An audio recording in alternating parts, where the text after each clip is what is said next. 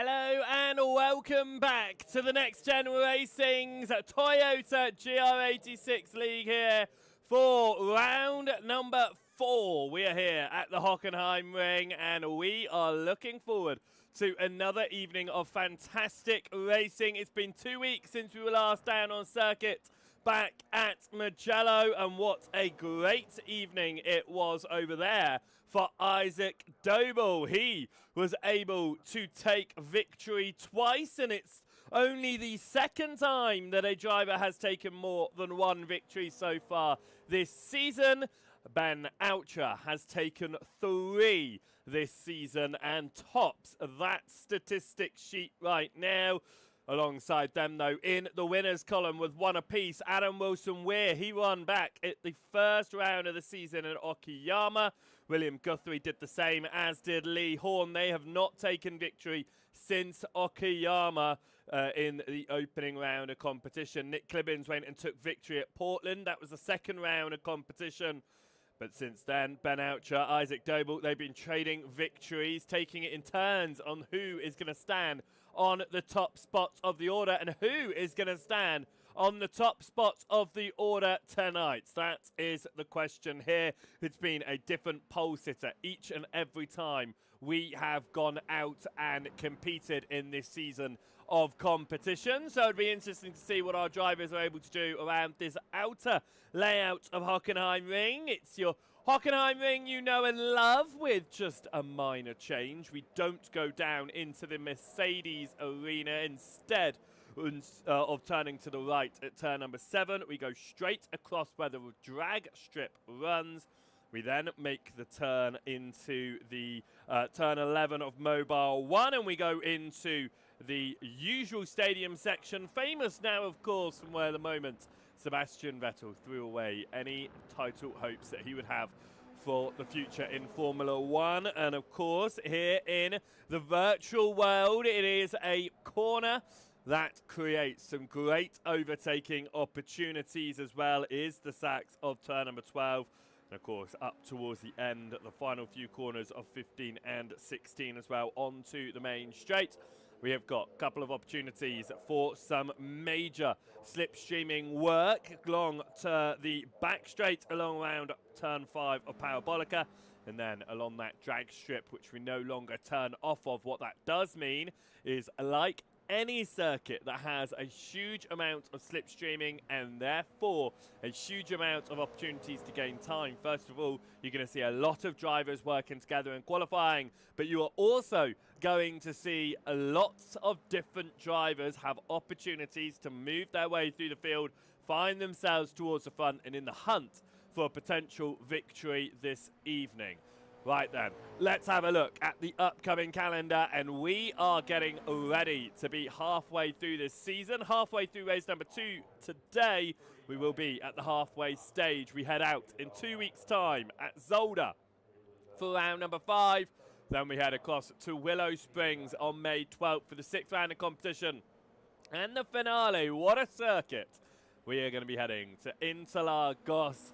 What a track to end any season at, no matter what the car. It's going to be great in these Toyotas, there's no doubt about that, as I'll be heading out on another selection of brilliant racing circuits throughout the second half of this season and up to the end. Of course, we run in tandem with the brilliant NXTGEN Racing's NXTCC League on every other Tuesday. So if you are watching these Toyotas for the first time, welcome in. If you haven't already done so, whether you're watching over on the Facebook, make sure you hit the follow button over there. If you're watching on the YouTube, then you hit the subscribe button over there, and you give the stream a cheeky thumbs up as well. And if you're watching over on the Joseph Wright broadcasting channels, then make sure you're hitting the follow or the subscribe over there as well to show your support and get notified when we go live. We will be back again this week for the next round of the GT3 League as well. So make sure that you're joining us on Thursday for that one and joining Alex Everett in the commentary box. And of course, next Tuesday we'll be back out in the NXTCC. So make sure you're joining Paul Walsh for that one in a week's time. We will be we're coming up again in 2 weeks' time, but we've still got a whole evening of racing ahead of us. So let's focus on that. In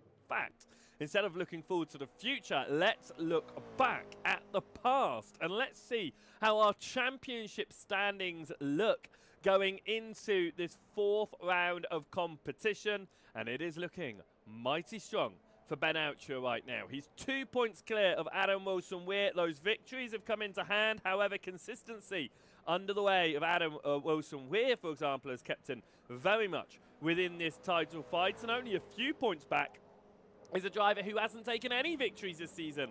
Jack Pittas sits in 3rd. Isaac Dobel took the double last week. He sits in 4th in the championship, with that is thrown right up the order. We'll be looking to do something with that again today. He's looking pretty quick in the ongoing practice session right now as well. You've got Lee Horn. He sits 5th position in the championship right now. Horn won back at Okayama. He's had some inconsistent results since then and is looking to try and find his way back towards the front, but for now, he's just looking for a track in which he can find himself comfortable at, just like he did at Okayama. Definitely could have had more points on the board out of that first round. He had issues throughout the first 2 races.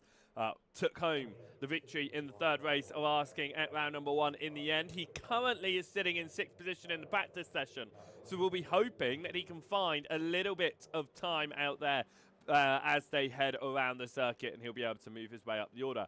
Phil McDougall sits in 6th position right now, just a singular point behind Lee Horn.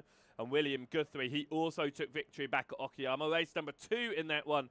He sits 7th in the championship right now, 71 points to his name, ahead of Alan McCain. Only a single point separate those 2 drivers, and another point further back, and you get to Jamie Dory. Dory is looking really quick right now in this practice session, 3rd position in the session at the moment. Nigel Stock rounds out your top 10 in your championship. We then have a little bit of a further look back. Mark Kent sits in 11th position right now with 46 points to his name. He's 2 points clear of Ross Gillette. Joshua Downing is 3 points further back right now, but only a single point keeping him ahead of Nick Clibbins as it stands. Benjamin Gregory sits in 15th right now with 36 points clear of Michael Wade. Matt Gatter is points on the board with 24.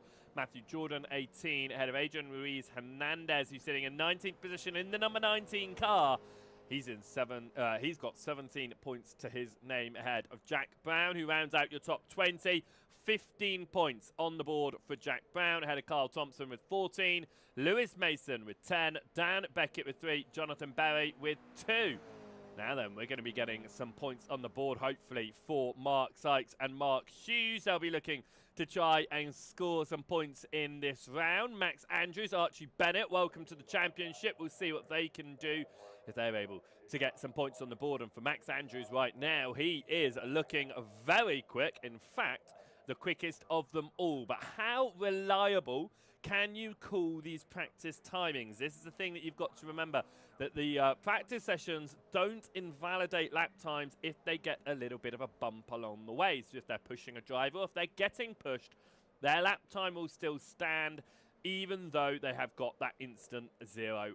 Now, in qualifying, yes, they're going to be heading out there together, but any bumping will invalidate their lap time. It will not count. Therefore, drivers who have found their way to the very front, maybe with a bit of a push out there, aren't going to benefit from that during the qualifying session. They're going to have to go out there on tow alone. That being said, you are going to see lots of gaggles of cars, like the one we've just seen going through Saxa of turn number 12 together, because having that group of cars, the constant tow around the circuit, is going to greatly benefit you in the qualifying session. But of course, during that same sentence, having a driver in front of you through, such as that arena section, which has Sax in it, it is going to slow you down in the corners, and the driver in front of you isn't as quick. We watch the remainder of this practice session. We've got about 5 minutes left on the board here. Now, unlike the other series on Next Gen Racing, there are no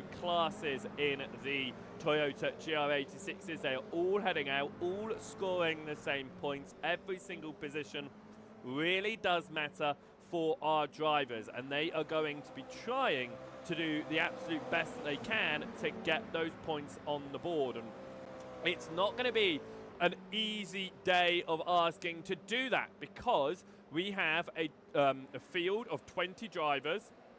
Only the top 15 score points. So therefore, if you're finishing down outside that top 15, you are really going to find yourself in a world of hurt with the points. You're not going to get any onto the board. You're going to want to try and get through. Of course, with the way that these systems work, race number 2, well, you're going to see that inverted. Top 15 flip themselves around. Drivers outside that top 15 will then have an opportunity to maybe follow the faster cars through and move up towards the front of the field.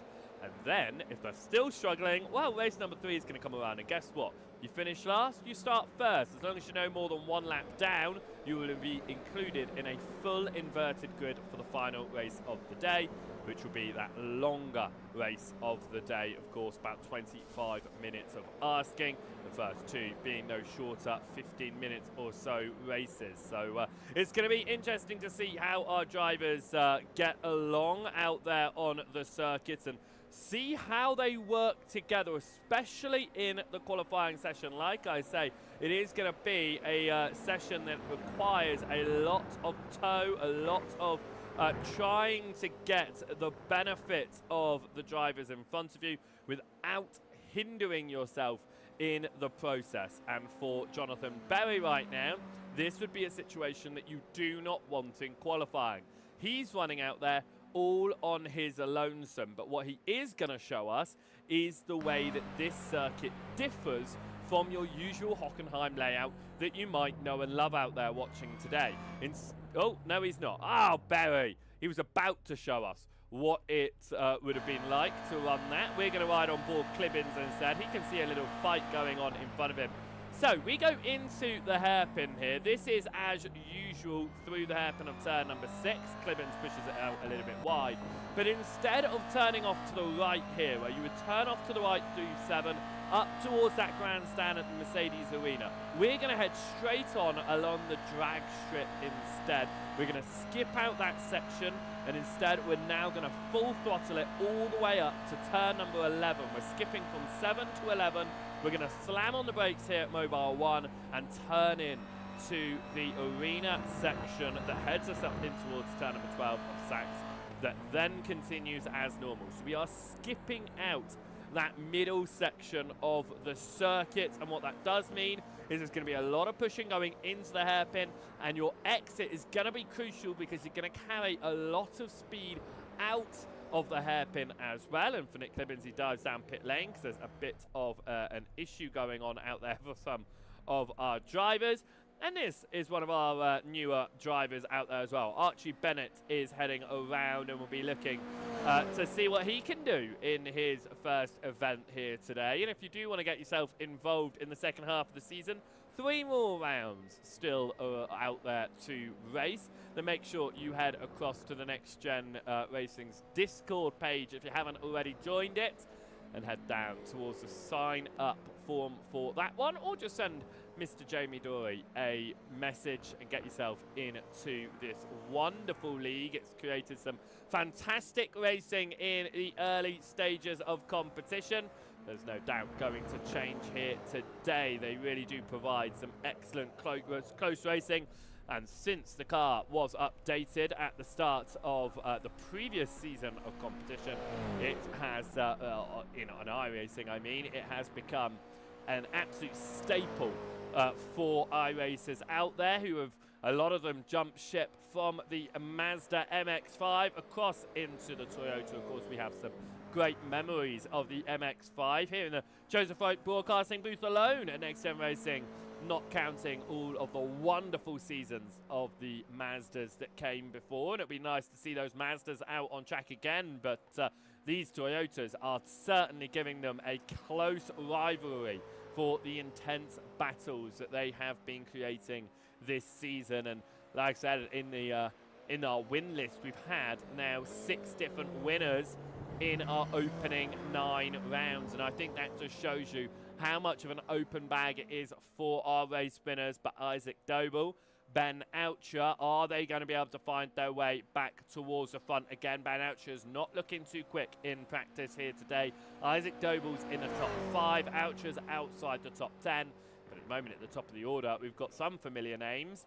You've got Jack Pittas in second, Jamie Doy third, Benjamin Gregory fourth. But the man at the very top, well, that is Max Andrews. He is out there running the fastest in this practice session. But like I say, the qualifying session is going to be a little bit different for our drivers because they're not going to be able to push each other around. They will definitely get the toe, but we are not going to be seeing the drivers getting the bumps because that will invalidate their lap time. Practice here comes to a close and we will get ourselves out for qualifying.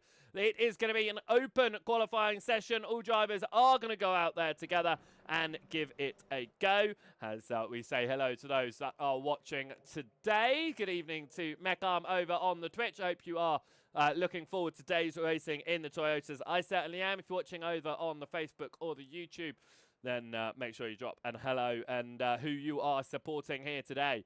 Practice is underway. 15 minutes is going to get onto the board for our drivers, and we are going to have a little bit of a look here at Max Andrews. He is one of the drivers nearer the front of the trainer cars that will be coming out of pit lane to get onto their timing laps. He was fastest in the practice session. We'll be looking to potentially replicate that going into the qualifying session. He'll be certainly hoping that he is able to do so, and you can already see groups of drivers trying to find their way. Now, this pushing that we can see going on here, the moment it registers as a 0x on a flying lap, that would become an invalid lap time, so drivers do need to be very careful. Unsurprisingly, we see Jamie Doy towards the very front. He is looking to work with Jack Pittas in this one. Normally we see a Doy-Doble partnership out there on the racing track. It doesn't look like we are going to get that one at this moment in time, at least. Instead, we are going to get the NXTGEN Racing driver of Jamie Doy getting out there, running around with your Type 2 racing driver.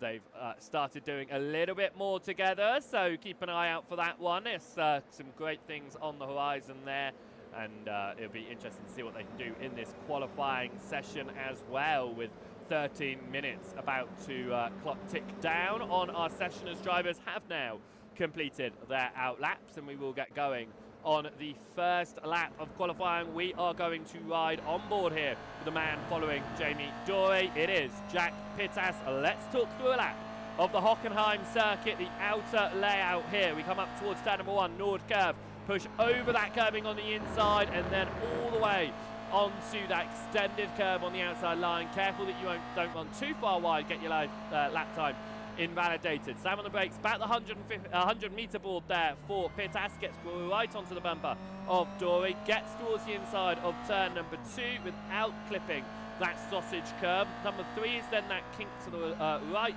and then we go back to the left. Turn number 4 onto the long back straight here. This toe that Pittas is going to be getting is going to be very, very helpful for him. We go through turn 5 of the Parabolica and up towards our heaviest braking zone on the circuit. It is the hairpin. Lots of incidents here. We brake between the 150 and 100 meter boards there. Turn across to the right hand side to clip that apex again. Push yourself out wide, but not off the circuit to invalidate your lap time. Pittas gets all over the end of Dory, and once again we're going to get the toe here, not turning off towards the Mercedes arena. Instead we go on forward along the drag strip and up towards the Mobile 1. Turn number 11 here. Pittas backing out a little bit along this straight, already feeling that this is not going to be the best lap time for him. Turning in towards turn number 11 though, pushing it over that curving on the inside, and again towards the outside. You've got that green turf though. Cross to the right hand side for Pittas. He's going to swing it into the left. Doesn't go as tight there as Dory in front. Dory runs a lot wider on exit as well. You can get over the turf on that left hand side. Don't really want to get to the curving of turn 14, but on 15 you certainly do that, and into 16 as well. This is going to be a really tight line from Pittas. It's going to unsettle his exit though. He's going to be a bit wider than he would have hoped from through Sud curve. And that, my friends, is a lap of the Hockenheim circuit without the Mercedes arena. Jamie Dory is the fastest on the board, and it was an invalidated lap time for Jack Pittas around there. But as drivers do complete their lap times, Lee Horn finds his way towards the very front. He will be extremely happy with that if he is able to stick there for the next 11 minutes, because it could be an opportunity at a second victory this season. We come in towards turn number 2 now as we watch Isaac Doble. He has taken 2 victories this season. He did both of them last week at Mugello, race number 1. He managed to convert pole position into race victory. Didn't have as greater races in race number 2, but still found as well climbing up the order, and in race number 3 in the full inverted grid he was able to climb his way back to the very front and take race victory once more. The man who took race victory between that was Ben Oucher, and Ben Oucher has taken 3 wins this season. You can see the groupings of drivers out there on the circuit looking to work together without hindering each other around here as well, because that would be extremely disappointing to find yourself in a lovely tow of drivers and suddenly get yourself held up going in towards the Mercedes arena. Trying to figure out here who is running around in this group, and one of those running around in the group is the man that's just dropped to the back of that train of drivers. It is Lee Horn, who finds himself at the very front of this train now, and with that being, sorry, the very rear of the train, and with that being said, he's letting more through. Isaac Doble, he's getting a very distant tow here, but he'll be trying to get his name onto the board in a decent position here. Max Andrews looking to replicate his practice fastest time. He goes fastest in qualifying. Isaac Doble looking to repeat his practice session result as well. Goes 5th position right now, just ahead of Jonathan Berry, as Nigel Stock fits in between Berry and Kent there in 7th position. Let's see what Lewis Mason is able to do in this one. Mason has shown some decent pace, and he was showing some good battling skills at Portland, so it'll be interesting what Mason is able to do as well as he gets out there to come across the timing line in the 991 machine. He gets a 2:08. It's a slow lap. He invalidated the lap, although is that an out lap for Mason potentially? But you can see he is all on his lonesome out there. It means he won't get hindered through the corners, of course, but it means he has no support along the straight. Phil McDougall is in this grouping of cars that is running together at the back end. 90% of your cars are at the back end of the circuit here. You can see quite a lot of them in the camera shot as they came out of the final turn and up now towards the Sachs Arena, towards the end of the drag strip. We're no longer going onto that Mercedes Arena in this evening's racing. Phil McDougall gets turned in to turn number 11. Keeps it very much within track limits here. He's getting that distant tow in front of him as well, which will be helping him out. I'm trying to figure out who is running around in front of him right now. As he pulls over, it was Isaac Doble. Doble will not improve on this lap time, and he's backing out, and McDougall will come through the final 2 corners here out of Sud Curve, and we'll be looking to see where he places himself on the qualifying order for this time being, with 7.5 minutes left in the session. Phil McDougall goes into 12th place right now, 2/10 off of Mark Sykes, as Mark Sykes actually goes in a massive improvement and moves up to 7th position. Nick Clibbins is still trying to get a lap time on the board right now. He's got in a number of invalid laps, as has Lewis Mason at this stage as well. They're your final 2 drivers who need to put in lap times on the board, and then we will see all 20 of our Toyota GR86s with valid laps in qualifying. We're missing 2 for the time being. Jamie Dory still at the front of a train of drivers. You can see how close he is to Max Andrews. Max Andrews is going to want to get behind Pittas for another lap if possible. At the moment, though, it is Pittas who is being pulled along by Dory. We saw this at the beginning of qualifying. It continues on halfway through this qualifying session, over halfway through this qualifying session, I should say, and up towards turn number 11. Pittas is over the rear of Lee Horn and up towards Sachs of turn number 12.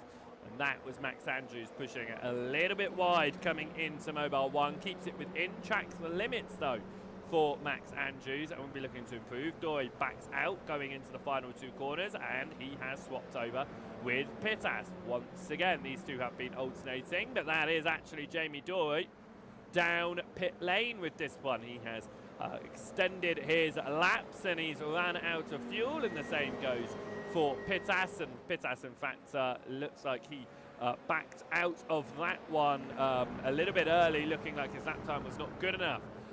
But Nick Clibbins, who was at the rear of that train of drivers, has just moved into provisional pole position. Lee Horn has just improved to go on to the front row. This is the quickest we have seen Horn in a while here. So this could be really good for Lee Horn in potentially taking a second victory of the season. Nick Clibbins won race number 2 back at Portland. Neither Clibbins nor Horn have taken pole position so far this season, and Max Andrews, who's getting out there for the first time, is looking to try and take pole position in his debut event as we come up towards the hairpin of turn number 6. Clibbins pushes it wide, and that is an off track as well, so his lap time will be discounted, but he continues to push here because he is looking at working with those around you. If you've got been pulled, it's only fair you do a little bit of the pulling as well, and you make sure that you are returning the favour. It also keeps drivers in your good books, and it might help you out in the race sessions to come. 3 race sessions to come, of course, here tonight, and between each of those races, as usual at NXTGEN, we will take a breather on the broadcast as we prepare for each of the sessions to be loaded, because each of the 3 races are done in their own iRacing session. What that does mean is we'll go to our starting screen. We'll take a little bit of a break here in the broadcasting booth while we do that. You can get yourself your refreshments, your snacks, and prepare for the next races. And make sure you're not running away too early. 3 races are coming your way today, with that final longer race being a full invert. It always creates drama. Make sure you're sticking around for that one. That'll be this evening. In potentially about an hour and 15 minutes time, we will see that final race of the day, and it's always a great way to get the evening finished with. Right, 3.5 minutes on the clock here as we watch Max Andrews continuing to lap. We have got all 20 drivers onto the timing screens on the left-hand side. The top 12 are separated by 1 second right now. Your top 7 by half a second. Nick Clibbins pulls over to the side here, allows Max Andrews and the number 28 machine, who is Jack Pittas, to go through. Pittas, of course, was running around with Jamie Dory. Dory came down pit lane, and since he has rejoined the circuit after filling up for another tank of fuel, he has found a new selection of drivers to work with out there.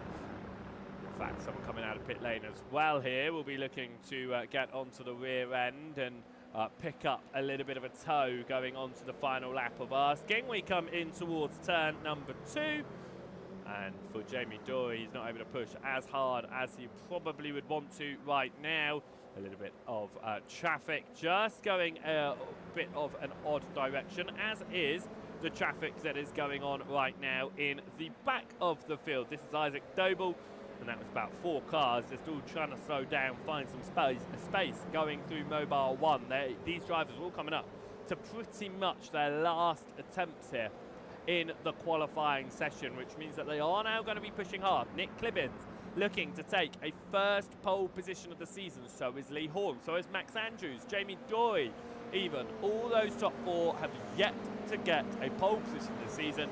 Jack Pittas is the highest to get a pole position. I mean, even Ben Oucher, who's taken 3 wins this season, has not started a race from pole position. It's not necessarily the best place to be on the grid, especially on a circuit like this that requires a lot of tow. Starting on pole could be at your detriment. However, having that pole position under your name is always a great feeling, knowing that you were faster than any of the other drivers out there. it gives you some confidence heading into the races, especially the first race of the day.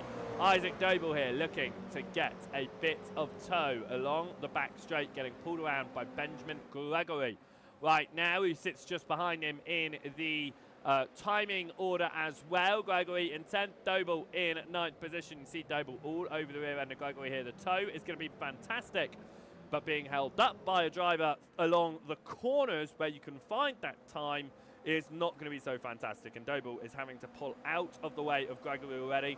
And we're going a little bit of fighting here in this qualifying session. Brake lights from Gregory, though. He is going to allow Doble to pass, but it meant that Doble did not have the tow all the way along the drag strip here up towards turn number 11. We get ourselves turned in the 65 machine, and we'll see if Doble is able to improve. That's going to be some invalidated lap times behind. That was Jonathan Berry finding himself massively off the circuit, and looks as he spun his car around there. He kept it off the track to the right-hand side without hindering anyone else's lap times. We come through the final two corners here for Isaac Doble. Is he going to be able to find an improvement on his 47.137 that he's currently got on the board? He comes up towards the timing line here. Isaac Doble crosses the line, and it is a massive jump for him. 46.715. Isaac Doble finds himself in 3rd position, and crucially ahead of championship rivals. Ben Oucher particularly is a big one to be sitting ahead of right now, who's 8th in the session. Drivers, though, are able to finish our lap times, including Doble right now, who could finish this lap time. He doesn't have the tow in front of him, but he is giving Benjamin Gregory behind a tow right now, so there could be a little bit of teamwork between these drivers. We watch Michael Wade, among others, come through the final turn of asking here and see if they can improve on their final laps in this qualifying session, and it is an improvement for Nigel Stock. He goes up to 7th, knocking Pittas down into that 7th position spot. Sorry, Stock goes up to 6th, knocking Pittas down into the 7th spot, position spot. 3,000th of a second is all that separated Stock from Dorey, but it was enough to keep Dorey ahead. Isaac Doble here is going to pull out of the way and give Benjamin Gregory the opportunity to run through the end of this lap without hindrance. That was definitely, I'm going to complete this lap to help Benjamin Gregory here. He helped me out on my lap that took me to 3rd position. Could this help from Isaac Doble pull Benjamin Gregory up the order? He's currently 10th position, 7/10 off of your pole position spot. Benjamin Gregory comes through the sud curve, the final corner on the circuit, and he's going to overdrive it into the final corner. For Benjamin Gregory, what could have been will be no more.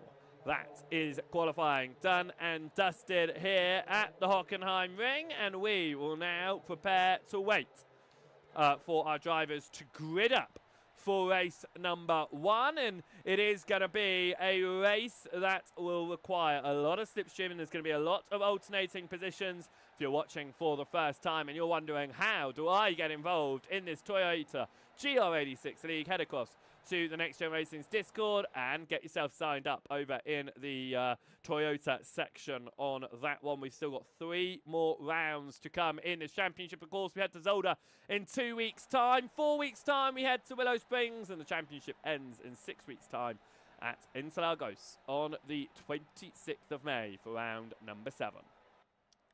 Right then, qualifying is at a close. We are done, and we are going to get our drivers on to the racing grid here, and they will prepare for the first race of 3. The only race that is going to be set normally today is going to be set by your qualifying order. No adjustments, no changes that are going to be made in that one, and with 15 minutes on the board, we're looking at about 9 laps of asking. Right, drivers are going to get themselves down onto that track, and as they do so, we are going to have a look at the starting order. Nick Clibbins qualified pole position for the first time this season, and he starts just ahead of a previous race winner, Lee Horn. Both of those drivers have won 1 race so far this season. Isaac Doble, well, he's won 2 races. He starts In P number 3, Max Andrews starting in 4th position ahead of Jamie Dory and Nigel Stock from 6th. Andrews heading out there for the first time this season. Jack Pittas will be starting from 7th on the grid ahead of your championship leader, Ben Oucher. Mark Sykes starts in 9th ahead of Benjamin Gregory. Jonathan Berry from 11th ahead of Phil McDougall. 13th is for Mark Kent ahead of Mark Hughes. Archie Bennett will be starting in 15th position, clear of Carl Thompson. And then Lewis Mason from 17th alongside Michael Wade. The 10th row of the grid will be Adrian Ruiz Hernandez in 19th ahead of Dan Beckett. William Guthrie will be starting in 21st position. He did not get a lap time on the board as he joined late, as so did Matt Gatter, who will be starting 22nd on the grid. Therefore, drivers will get themselves onto that circuit and prepare to get themselves underway here for, like I say, 15 minutes of racing. That's going to be about 9 laps of asking around this fantastic Hockenheimring. Running that outer layout, of course. They aren't running the Mercedes Arena, so they will be heading completely along the drag strip at the back until we get to the final arena on the circuit. The only part of the arena that was part of the original Hockenheim circuit. If you know the short layout here, well, that was the original Hockenheim circuit before they then added, obviously, into the trees. That became the huge Hockenheim circuit, and when that went away, it became its current iteration. The short layout remains. 15 minutes on the board. We're prepared to go racing for round number 4. We are green and we are away here at Hockenheimring already. Chaos in the background with drivers trying to find their way past others without getting off of the line very well for some. It means they've dropped down the order straight away. Jonathan Berry down 11 spots on the start here. Dan Beckett down a couple towards the back as well. So some issues for a number of our drivers on the start line. Out at the front though, Nick Clibbins continues to go away. That was Benjamin Gregory finding himself spinning, and that is a collection of cars following that one as well. Michael Wade, Mark Kent, Jonathan Berry all caught up in that one. We'll have to have a look at the end of this one as we get up towards turn number 6 here, and it's going to be Lee Horn looking for the race lead at the very front of this one. Side by side with Nick Clibbins is Andrews and Doble side by side behind as well as they fight it out for 3rd position out there on the racing circuit. But for now, Clibbins gets back the overlap ahead of Lee Horn on the outside line here. We skip the Mercedes Arena, and it's going to go 3 wide here as Max Andrews invites himself to the inside line up towards turn number 11. It is going to be Andrews on the inside, Horn in the middle, Clibbins on the outside line, and Andrews finds his way through into the race lead. It's still side by side between Horn and Clibbins. Horn pushing for that wider line, a little bit of a scrape there between himself and Clibbins. Isaac Doble maintains in 4th position, but now looking to try and get his nose into Lee Horn. Clibbins maintains 2nd. Horn now under attack from Doble, but Max Andrews made a brilliant pass there, started 4th on the grid, and after the first lap of asking, Max Andrews is into the race lead here across the timing line, and it's the debutant who is at the very front of the order in towards turn number 1. It is issues towards the background, as I said, on the opening lap, and Berry and Wade are going to have to find themselves down pit lane fixing their cars from the damage that was picked up at the early doors in this one. That is Jack Pittas looking to try and get up the inside of Nigel Stock. He's then going to hold the outside line, and it's not going to be enough for him to move up into 7th position for Ben Oucher. He's up from 8th on the grid into 6th. Exactly what your championship contender would have wanted to see is to get himself up and through the order quickly early doors. Back towards the front though, and it is going to be Nick Clibbins to the inside. It's going to be Doble to the inside of Horn as well. Clibbins looking for the race lead here as we come through the hairpin. Nick Clibbins is maintaining it side by side. Lee Horn got a little bit wide, but he gets himself back onto the track. But Doble once again trying to get the overlap here. Andrews has had a brilliant exit out of the hairpin, and it is going to invite Clibbins to the outside of Horn now to potentially make his way through. Jamie Dory looks to the outside of Doble as well, and there's 5-car fight at the very front of the order. Clibbins looking to try and keep that position. He's done so, but not anymore because he pushes himself completely off the circuit. And Clibbins is going to fall. Horn finds himself up into second, but Doble looking to try and ruin the day for him. He's hanging it around the outside. Dusak's into turn 13, 14, and now into the penultimate turn. Isaac Doble has got the inside line, and Lee Horn is going to find himself back into third position just when he thought he was clear of that position. He finds himself back down there. Again, teammates of Dan Beckett and Adrian Hernandez are running out there in 16th and 17th position right now, and Hernandez is going to run the wider line. It looks like Beckett just letting that position go at this stage in the race. Lee Horn and Ben Outre are now going to go side by side as the championship leader continues to try and find the points out there, and that is going to be Clibbins looking to try and find his way back up the order. Goes to the inside of Horn as well. Horn now looking for the exit on Ben Outre as we get towards the Parabolica. It's to the inside for Horn. He can't just swing across to the right this time. Nick Clibbins is there, and he is going to be stuck to the left-hand side as they come along towards turn number 6 of the hairpins. Clibbins is going to be to the inside. He's going to have a little bit of a nudge from behind there. That was Nigel Stock, who is giving a little bit of rubbing on the rear bumper. But everyone continues facing the right way in this early stage of asking. And as they continue to fight around here, let's just jump back to that opening lap accident and have a look at what happened here. It was contact there, and it was just a collection of drivers. It was a separate spin from Benjamin Gregory, and the collision at the back between Mark Kent, Carl Thompson, Michael Wade, all completely separate in all of that. We go back to our live pictures and back to this train of drivers that leads the way, and Stock is on the rear end of Clibbins and Pittas. That was Clibbins who ran a little bit wider now. Pittas is going to try and get it around the outside in the final 2 corners as we come up towards the timing line. Jack Pittas on the wider line here, with Nick Clibbins on that inside line. Across the timing line they go, and up towards turn number 1. Pittas is going to keep the outside though and get into 6th position, which he will maintain. They're dropping off on the leading 5 just a little bit here, and that's not what Pittas is going to want to see in the current stages, as this is Carl Thompson and that is Mark Kent just up ahead as well, and that was Michael Wade. Wade is a lap down in this race, so allowing our drivers past. Benjamin Gregory looking to get up the inside of Dan Beckett, as Gregory now trying to get towards the points. Remember, top 15 score points in this one, which means driver who did not put a lap time on the board, well, he finds himself in 15th position right now, and another driver who did not get a lap time on the board, William Guthrie, well, he finds himself in 13th position right now. So the unlikely pairing at the front, at the back of the order in qualifying, find themselves into the points early doors in this one. We've still got about 8.5 minutes left on the clock here for our drivers to try and find their way any further up the order. Berry out of this race. He's the only driver to have dropped out of this race, unfortunately, on the first race of the day.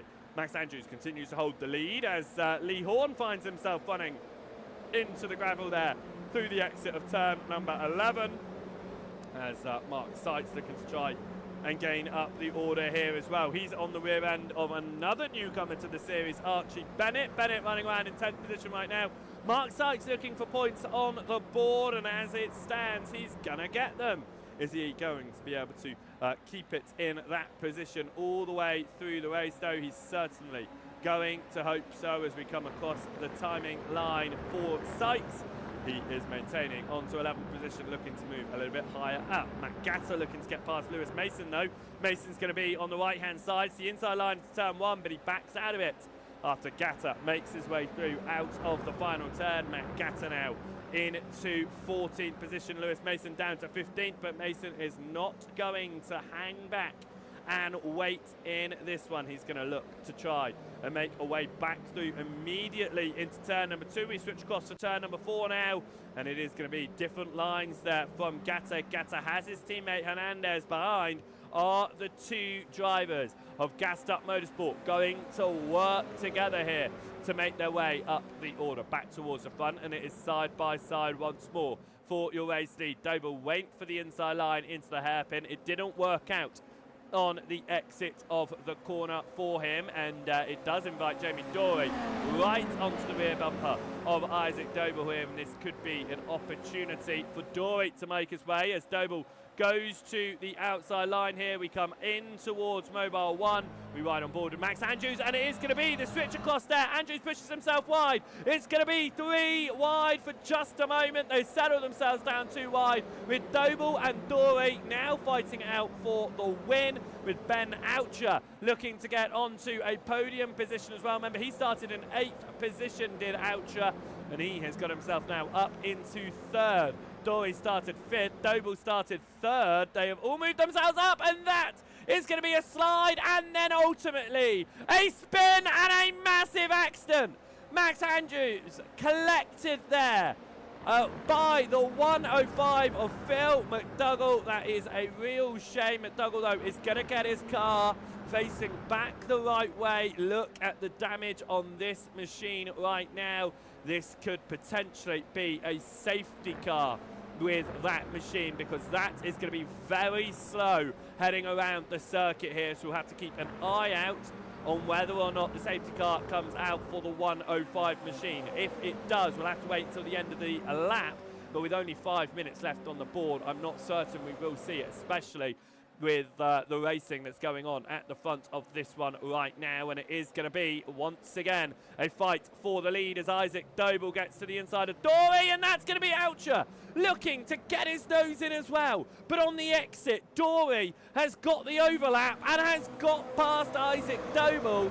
Jamie Dory is going to lead here, looking for his first victory this season. He pushes all the way to the outside as they come up towards the arena section. Isaac Doble looks to the inside of Dory here. It's going to be a nudge there. Oucher on the rear end of Dory. Dory, I think, was going to try and back out and do the switch across on Doble. The contact from Oucher prevents that from happening. Lee Horn now to the inside of Ben Oucher as we come through the hairpin of Sachs turn number 12. It's going to be side by side between Oucher and Horn once more. Oucher to the inside of Horn, looking to hold on to that 3rd position once more, and he is going to do so. It's going to be Isaac Doble leading the way across the timing line at the end of the 6th lap of Asking. Dory in 2nd, ahead of Oucher, Horn, Clibbins, Stock and Pittas at the rear end of the fight. And Pittas right now getting the fastest lap of the race as well as we come up towards the turn number 2. It's going to be heavy. Onto the brakes. There's going to be a nudge there as Dory goes into the rear end of Doble.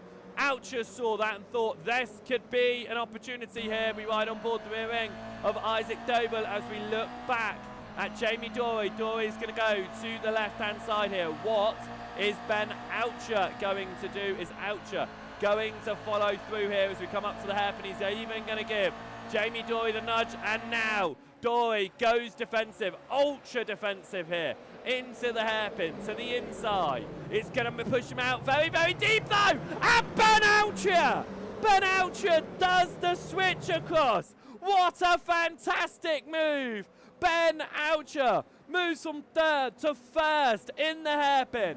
He gets himself to the very front of the order now, ahead of Jamie Dory. Dory, though, looking to get back to the inside here, up towards turn number 11. Dory's got the overlap. Oucher's going to try and carry the speed, but Doble pushes it very much so onto the inside line. It is 2 by 2 by 2 into the hairpin here in this lead fight for the race victory here in round number 4. That is going to be Clibbins onto the grass. He will find himself out of this fight in the final 2.5 minutes. He should be able to hold on to 7th position, and that is Isaac Doble, who finds himself around at the final 2 corners of Asking. And this 6-car fight finds itself down to 5. Of course, as they continue, Clibbins could find himself back in this one. Doble, however, is all the way down in 11th position. He'll have an opportunity in race number 2, of course, take victory Jamie Dory backing out. Is that a slowdown from Dory, or is it tactical from Dory? That's the question right now. I think it might have been a slowdown from Jamie Dory. I have a little look here, but I can't see here that he's gone off the track at any section there. Lights flashing from Dory. He has had to give up the race lead that goes right now to three-time race winner Ben Oucher at the very front of this one.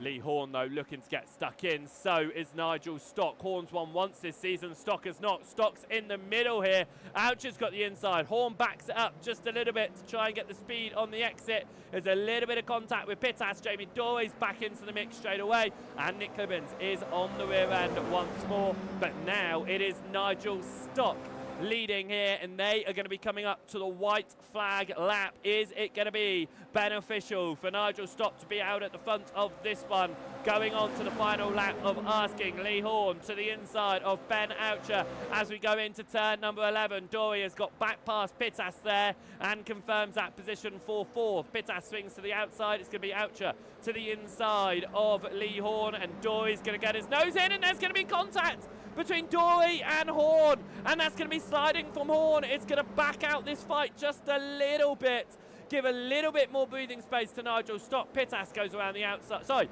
Dory goes around the outside of Horn. Horn remains ahead of Pittas, but they go on to the final lap of asking here, onto the white flag lap. Nigel Stock sits ahead of Ben Oucher. Of course, this doesn't just mean it's only a two-car fight right now. Dory is only a 4 tenths behind Horn, and the chasing back a further 6 tenths. Horn gets a slowdown, or he gives up position. Which one is it? I think it might be a slowdown. Turn number 1, very easy to pick up a slowdown if you go on the inside just a little bit too much.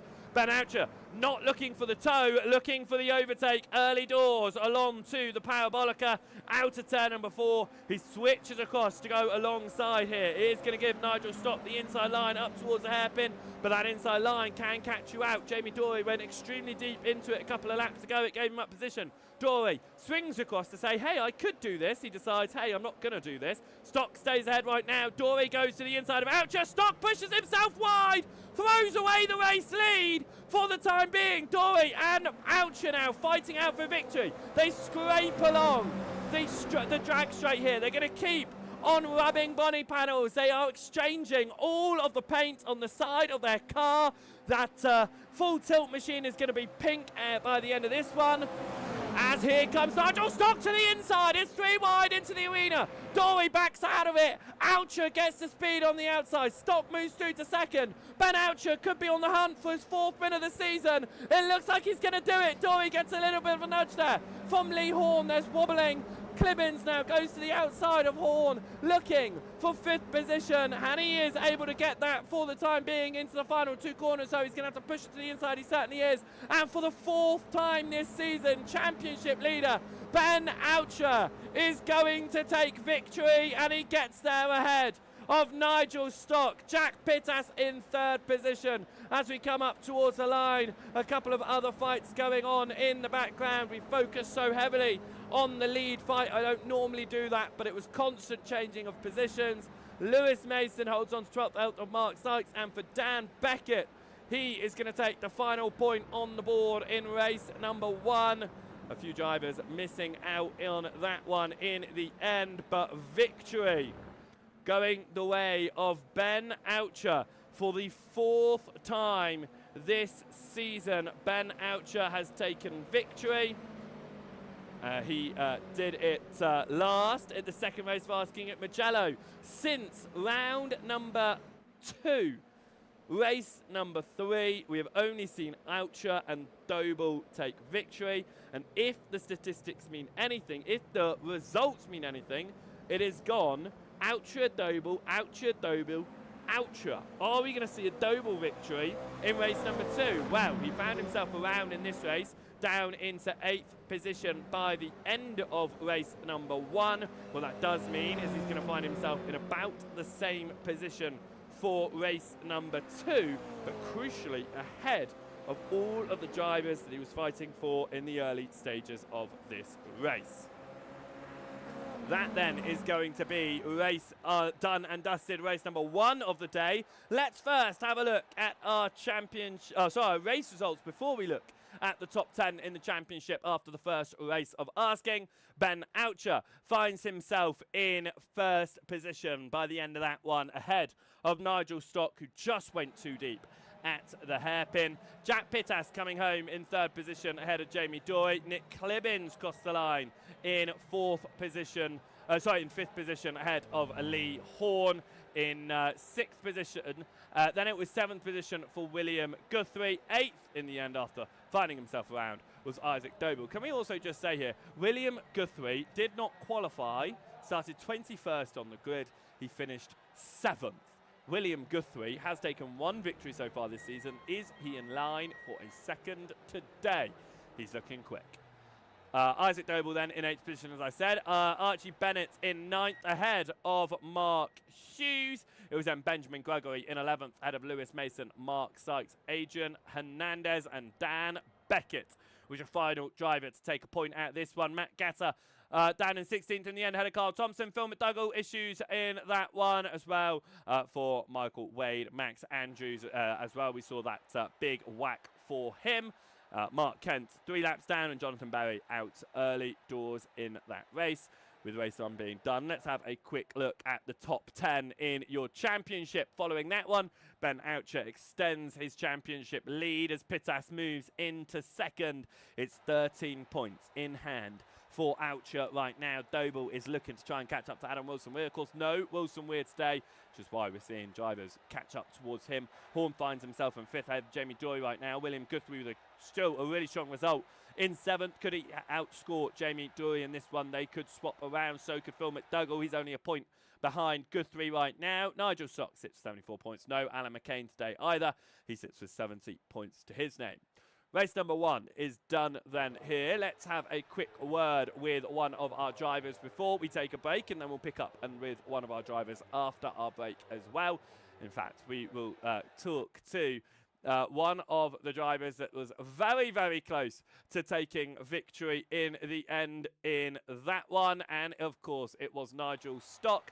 He managed to take the lead going on to the final lap of asking. It went wrong in the hairpin though. Nigel Stock, you were very, very close to your first victory of the season, but a second position, still a very strong result. Well, yeah, thanks. That's sort of a bit wasn't expecting to get that high, but it was good fun. Well, it was a great fight out there. You got yourself involved in the collection of cars. You'll be starting in 8th.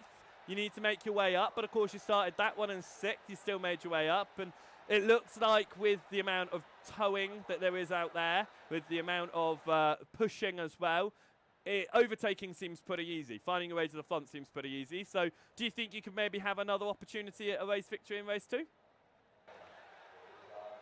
Oh, I'll give it a go. I mean, I think it's got to be in the right place at the right time, really. If you get the tow and loads of other cars behind you getting it as well, it could end up like maybe going forwards or maybe even going backwards if you make just one wrong move, like decide to go down the inside at one corner, lose all the momentum, and then like you could just lose 2 or 3, 4 positions by the time you get to the next corner. So it's got to try and pick your battles when you can, really. Well, you picked them very well to get yourself up there. Unfortunately, it wasn't quite enough for victory, but second position. Congratulations and good luck for the next race. Yeah, thanks. Nigel stopped there, coming home in second position in the end. We saw him fighting it out towards the end. Here, though, at NXTGEN Racing, we're going to take a bit of a break on the broadcast whilst we prepare for the second race of asking, so make sure you don't go anywhere. We will be back in about 5 minutes' time. Make sure you get yourself your popcorn ready and your drinks, because we are going to have another great fight on our hands in about 5 minutes' time. We'll see you then.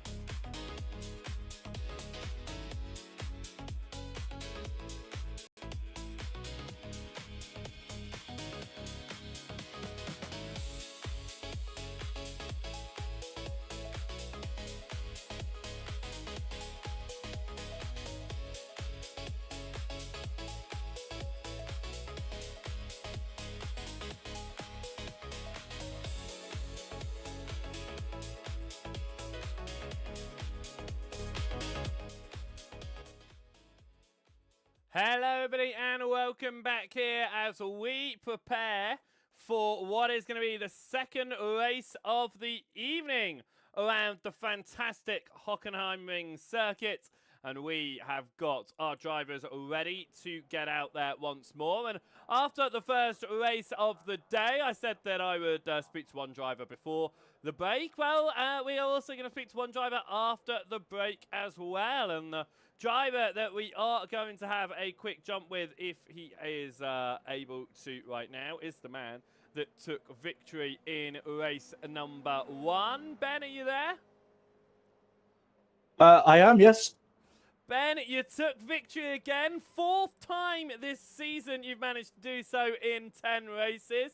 It was a bit of a surprise, though, because you started your way down the order on the grid. You had to work your way to the front, and by the last lap of asking, you were at the front. It looked like it might have not been a victory for you, but you managed to extend your championship lead. Yeah, qualifying was difficult. I just couldn't get a solid lap together. Every time I got a good start, something happened at the end, or vice versa, and yeah, it didn't put me quite where I wanted to be. But the race went quite well. It was quite hectic throughout all of that. A lot going on everywhere. But yeah, we made it work. You did. You made it work so well. You came home with race victory by number 4 of the season by the end of it. It does mean that you are going to be starting this one a bit farther back with our top 15 reversed. So that means you've got to make your way back through the order again. You did it in race number 1. Possibilities in race number 2, but with the reverse grid, there's normally always a little bit of carnage as well. How are you planning to go through this one? Well, I guess at this point, I've already done it once. I may as well give it a try and do it again. Indeed it is. Well, good luck for the next race, Ben. Let's see if you can go for 5 victories in 11 races. All right, thank you, mate. Ben Oucher there, coming home as a race victor in race number 1. He talked about how he had a bit of a slower qualifying session. He certainly did, but that did not matter. And we talked about that during the practice session as well when we were having our pre-race show. The qualifying is important, getting yourself to the front of the grid, of course. But this circuit provides opportunities for anyone and everyone to get up there, get themselves involved, potentially have a race-winning evening, and we saw that, of course, in the first race of the day as well. There were lots of drivers who found their way to the very front of the order and looked to see if they could potentially take a first win of the season. And, of course, Nigel Stock was a big surprise towards the very front of the order there, looking like he might take victory. And in the end, it was a mistake into the hairpin that cost Stock the victory in race number 1. He'll be starting much further down the order in race number 2. He'll have opportunities to move through. But as we were talking with Ben Oucher, I mentioned it, the reverse grids always do create a little bit of carnage out there. So it's going to be interesting to see if drivers are going to be able to avoid that one for this race. As we say that, we are preparing to go racing in just a moment's time in race number 2 with our reversed grid. We'll talk you through the entire grid order once they get themselves across into that race session. But we are going to have drivers getting a great opportunity in the second race of the day to find themselves towards the front of the order and potentially try to hold on for a race victory. Are we going to see the safety car come out? We saw one big shunt in that race. Of course, we had the opening lap incident, but they kept themselves off the edge of the circuit. With that then had that big shunt, of course, into the out of the final turn, I should say. Max Andrews and Phil McDougall coming together after Andrews' initial spin. Contact with Lee Horn collected by Phil McDougall. McDougall taking his car around the circuit pretty broken, but no need for a safety car in the final few minutes of that race.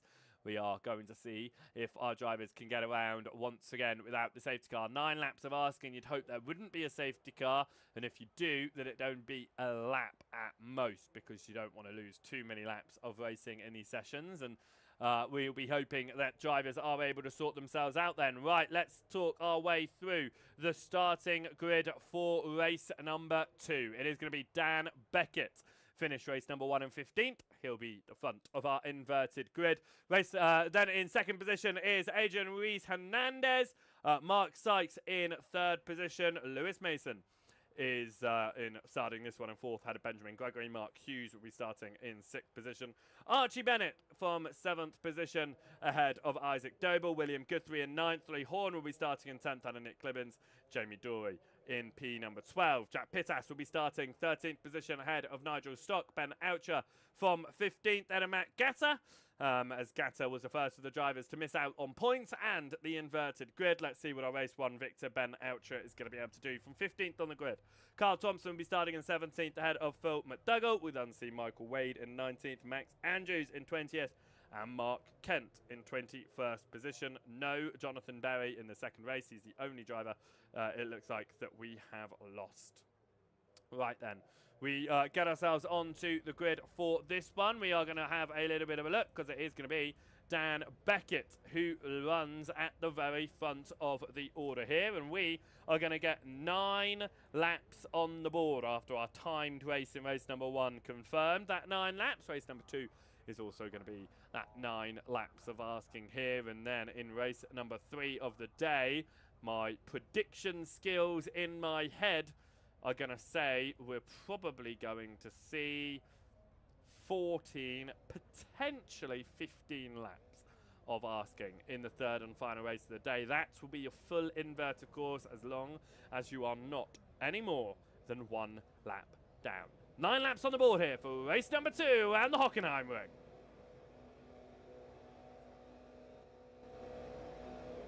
We are green and we are away, but Lee Horn is not away there on the starting line. It looks like everyone has avoided Horn off the starting blocks, which is excellent news. No accident along there, and they'll all get themselves racing without issues through the rest of the field. Then we come up towards turn number 2. That's a few drivers picking up grass, and somehow we're going to go about 4 wide in towards turn number 2. Settles it into 3 wide as we make it way through the corner, but that is going to be sideways and falling down the order. The man who started on pole position, Dan Beckett, has found himself at the rear of the field. It was a mighty high into a mighty low. The higher you go, the lower you can fall, of course, and that's not the way that Dan Beckett would have hoped for race number 2 to get started. We head up towards the hairpin, and Adrian Hernandez has given himself a bit of breathing space at the very front of this one. Again, we're going about 3 wide into the hairpin, through turn number 1, out of turn number 6, I should say, at the hairpin, and we get back onto the throttle, and once again, drivers are not deciding to go down into 2 wide, not deciding to go down into single file. Hey no, let's go 3 wide once more, up towards turn number 11 of Mobile 1 here, and for the most part, it is 2 by 2 still. As we come in towards turn number 11, this is the corner that will set a lot of them out, and that's a bit of carnage in the midfield there as we see Ben Oucher. Ben Oucher is one of those that has fallen down, and Oucher, I talked about the highs and the lows, and for Oucher it is a broken car that will call an end to his race here in race number 2. He will have to come down pit lane, keep it within a lap of the race lead, and he will be starting the next race in pole position at this rate. So just get it through to the end. He won't be getting good points out of this round, that is for sure. We jump back towards the middle end of the field here, and the back end of the field even, as they finally sort themselves out. But on the opening lap of asking, Adrian Hernandez has led the way. He moved up from second on the grid. Mark Sykes started third on the grid. He's moved himself into second, but Doble 8th on the grid. He is up to 3rd position, and after finding himself spinning in race number 1, he'll be hoping that he finds himself facing the right way all the way around the lap this time. As we hum up towards the hairpin, it is going to be the inside line for Doble, and he is going to look to the inside of Hernandez as well. And for Isaac Doble, he's looking for race victory. Doble and Oucho, the only 2 drivers to have won in the last 6 individual races. No, 5 individual races. Looking to make it 6. It is 4 wide for 2nd position, as drivers are looking to find anything that they possibly can. It is going to be 4 wide. Mark Sykes here in that bright green machine is going to be in one of those in the middle, along with Clibbins. He backs out of it. The 2 gassed up motorsport drivers come together though, and it is going to be Hernandez off at turn number 11, falling down the order. Drivers are going to try and squeeze through. That was Dory, who was hit there from Guthrie. A little bit of a tap. It meant Dory slid into the hairpin, has given up a couple of positions, but there was a lot of cars coming together in a very small space there. William Guthrie looking to move back up the order. He did a great job moving up the order in race number 1 from the back of the field to 7th position. He's up to 8th now. He started only in 9th, so he's going to be wanting to find a few more positions in that early doors here. Hernandez looking to try and gain some positions back after falling down at turn number 11. He goes to the inside of Mark Hughes and looking to get that inside line into turn number 2, and Jamie Dory is looking to follow through as well. Hughes though keeps the speed on the outside into turn number 4. Hughes is actually going to get up the inside of Hernandez as well, but it's a bit too much curbing, and for Hughes, he goes barrel rolling on the exit of turn number 3. Mark Hughes finds himself upside down at the end of turn number 3. He caught the curbing on the inside. It was enough to lose the rear end. And for Hughes, a massive accident in that one. We ride on board with Hughes. You can see he caught that curbing, lost the rear end of the car, a hit with the wall, and for Hughes, it was just over and over and over until he had nowhere left to go. And for Mark Hughes, that is not what he would have hoped for. We go back into live positions here, and that's because Jack Pittas and Archie Bennett are fighting it out for a top 4 spot at the moment. It is going to be the inside line here for Bennett, as Pittas tries to keep it on the outside line. Sykes keeping them at bay for the time being as we come through the 13 and 14 corners. Sykes keeps himself ahead. Bennett keeping that outside line. Just behind, that's Guthrie to the inside of Lewis Mason as well. Mason finds himself slightly off the circuit and back down the order. That was kicking up on the gravel there from Sykes. Pittas to the inside, Bennett to the outside. Guthrie looking to the inside of Bennett as well. He just couldn't quite get a nose in. That was a little bit of a touch with Mason on the rear end of Guthrie as we head up towards turn number 2. A new paint scheme on that rear end there. Oh, sorry, on that car, not just on the rear end, but on the whole car for Lewis Mason. In towards turn number 2 is the title line once more for Bennett. Guthrie carries speed on the outside, and Lewis Mason now looks to try and take advantage of that one as well as we come through the final few corners and up towards the hairpin. The first few corners and up towards the hairpin.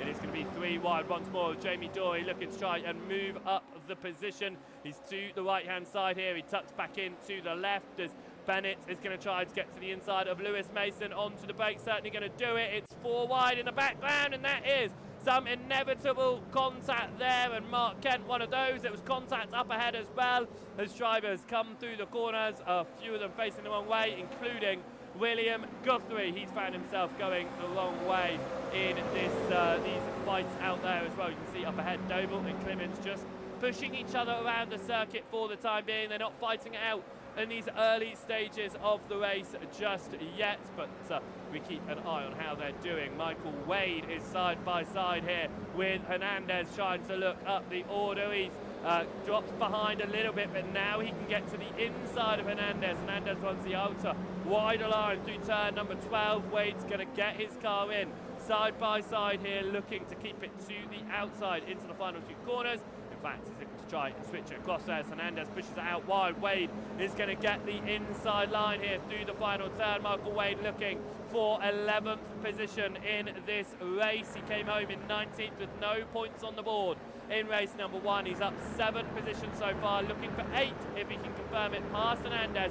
He gets the inside line through turn number 1 there. It is going to be Wade looking to go defensive up towards turn number 2. Hernandez back to the outside. It's getting pushed though by McDougall. Behind McDougall, looking to do better than race number 1. There's contact. Wade finds himself around. McDougall for the second time in this race is going to find himself in a collision. He gets himself back going though, and that was Guthrie over the grass, trying to avoid all of the cars that were scattering in front of him, but that drops Wade back out of the points. Lee Horn did not get off of the line at the start of this one, dropped down to 21st position. Guess what? He's already back up to 9th position. He started on the grid in 10th, so you'd never tell that he fell to the very end of the field on the opening lap of asking. But that is what happened. Jamie Dory leading Archie Bennett here.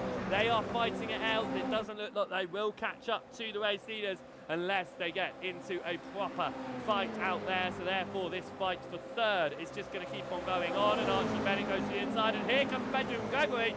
He was in the potential for the win in race number 1 until he found himself spinning as well. He's gone to the inside of you with 3 wide through turn number 11 with 3 wide into turn 12. It's never going to work, and we find Archie Bennett and Benjamin Gregory off the circuit at turn number 11. Gregory gets himself back on a bit quicker than Bennett, but they return in 12th and 13th points each as we come through the turn number 1 here for Bennett. He's got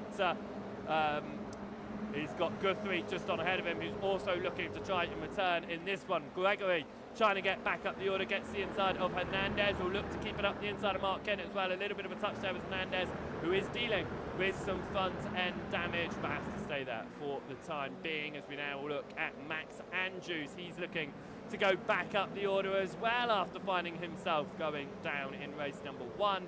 He's looking to find his way back towards the front. He is up 15 spots in this race, starting 20th on the grid. He is up to 5th place right now, and he could take a podium position. He's only got to get past Mason and Dory ahead. The gap on the lead right now is he keeps on getting close. You can see it keeps on going to less than a 10th of a second, but if you are watching them, you'll notice that they are not actually going for any overtakes, which is why we have not been jumping back towards them at any point, because they will likely not do any of they'll likely not do any fighting until the last lap of asking. I expect Clibbins to try and make the move past Doble on the very last lap of this race. Not waiting till the last lap of the race is Max Andrews.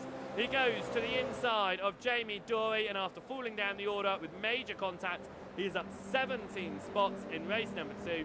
Max Andrews proving that you can work your way through the field on this race, and he's managed to work his way all the way up to 3rd, but without someone supporting him, I doubt he will find himself climbing any higher than 3rd position in this race. The gap to the lead about 4.8 seconds. We come through the final turn of asking, and we come up towards the timing line as I look over at the Discord chat, and the commentators guys coming the way of Ben Oucher once more. And if we look at it like that, I don't think anyone's going to like to be pulled into the commentary booth at the end of these races. So hopefully we can still have a word with a few drivers at the end of this one. Guthrie defending from Wade, defending from Bennett. These drivers have all had issues and fallen down the order, all fighting for the bottom end of the points in race number 2 here. Wade, though, to the inside of Guthrie, doesn't quite make his work on that one, and here comes Archie Bennett to switch across on the exit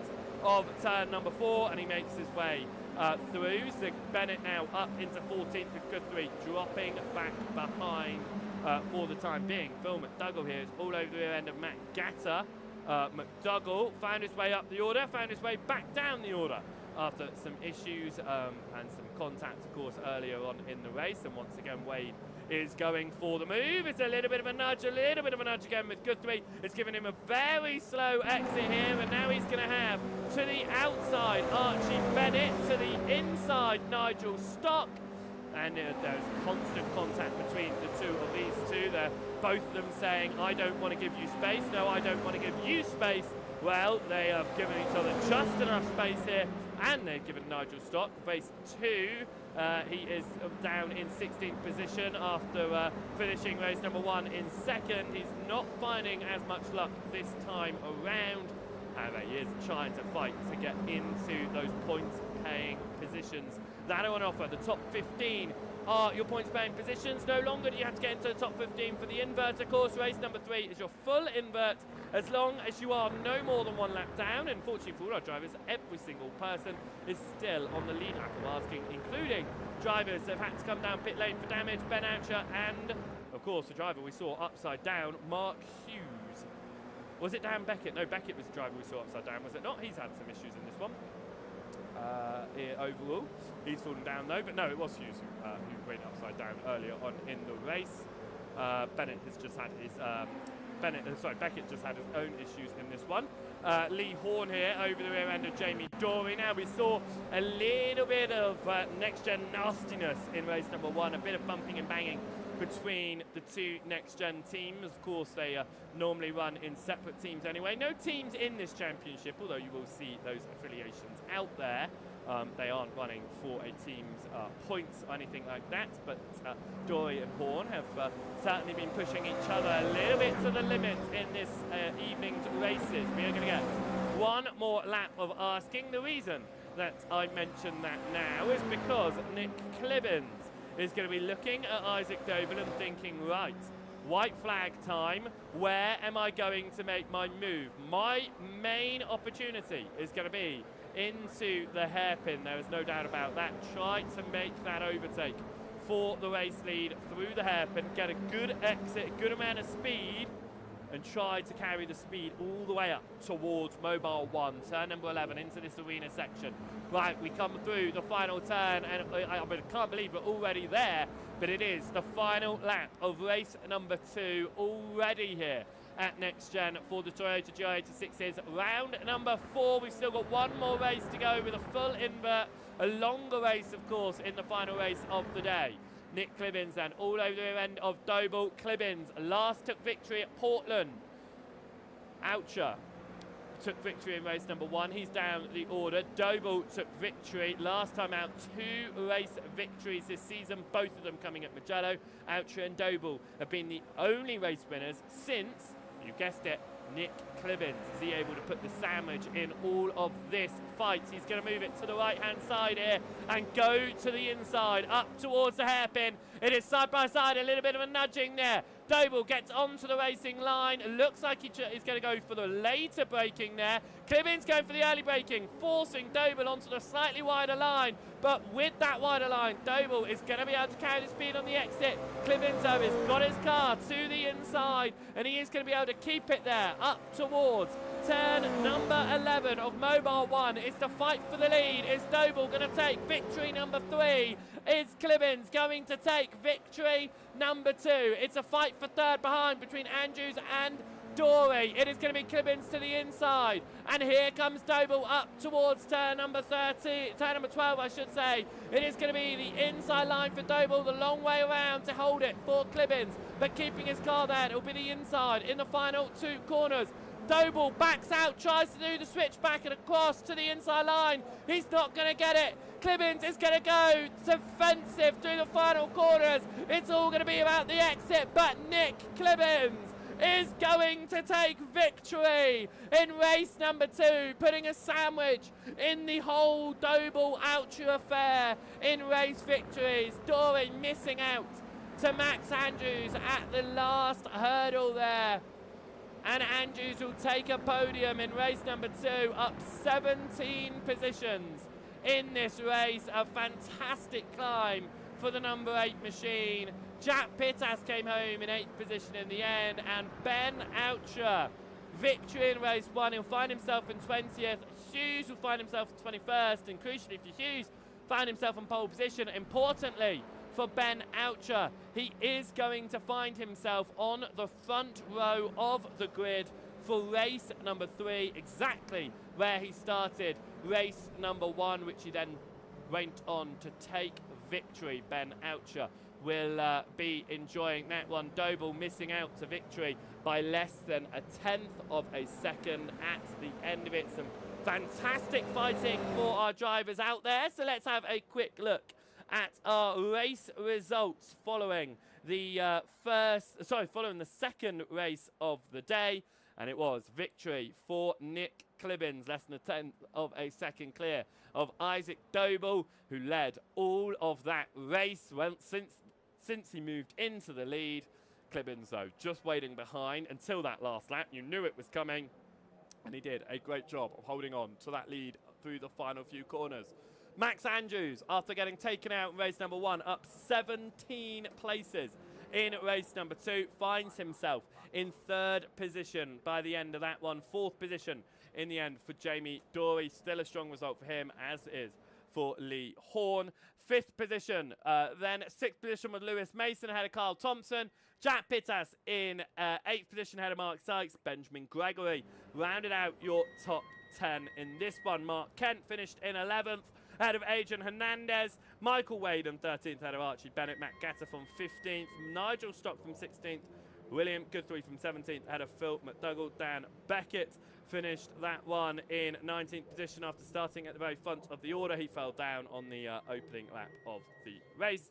Ben Oucher coming home in 20th after having to go down pit lane for damage. And of course we saw the rollover from Mark Hughes. Well, he kept on the lead lap of Asking, finishing 21st position, but we'll be starting the final race of the day on pole position. Right then, out of all of that, we'll have a see who we can talk to. That one we'll do again. One quick word with drivers before the before the break, and then one driver after the break as well. I think that's a great way to do this one. So it is going to be let's talk. I know that Ben Oucher will not want to listen to us again because he'll be thinking that will be bad news for him. There's no Clibbins around. So instead we'll talk to the man who just missed out, just like we did in race number 1. We'll talk to Isaac. Isaac, can you hear us? You managed, you managed to come home then in 2nd position. It was leading most of that way after making your way up from 8th on the grid. Nick was behind you. You knew what he was going to do and wait till that last lap, and it looked like you might have had an opportunity through the final arena section to hold on to it. It wasn't quite to be, but after the demise in race number 1, race number 2, a 2nd place, it's some strong points on the board. Yeah, as you say, some good points. It was a good, clean, fair race there at the end with Nick. I knew he was going to come for me on the last lap. It was just where he'd do it and how, really, and whether I could defend him off, which I couldn't do that time. Well, it is the first time since the race 2 at Portland that we haven't seen yourself or Oucher and race victory. Clibbins was the one that took victory before that. He's taken it now. Do you think that you can regain it in the next one? It's a long way to go from the back of the field, but Max Andrews, he finished in 3rd just behind you. He came up the grid from 20th on the grid. So the opportunity to move up is there. Yeah, it's definitely possible to come from the back and win. I did it last week, maybe I can, or 2 weeks ago, and I'll try and repeat that today. Well, let's see if you can take a victory this evening. It's 2 so far this season. Good luck with race number 3, Isaac. Thank you.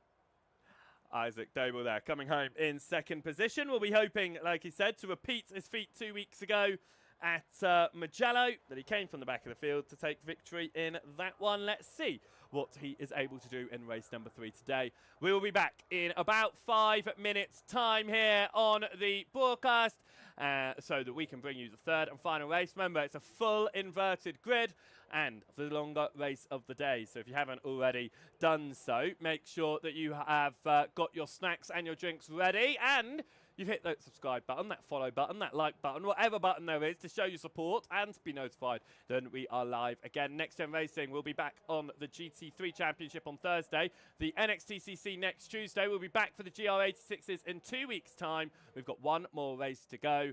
We'll be back in about 5 minutes' time.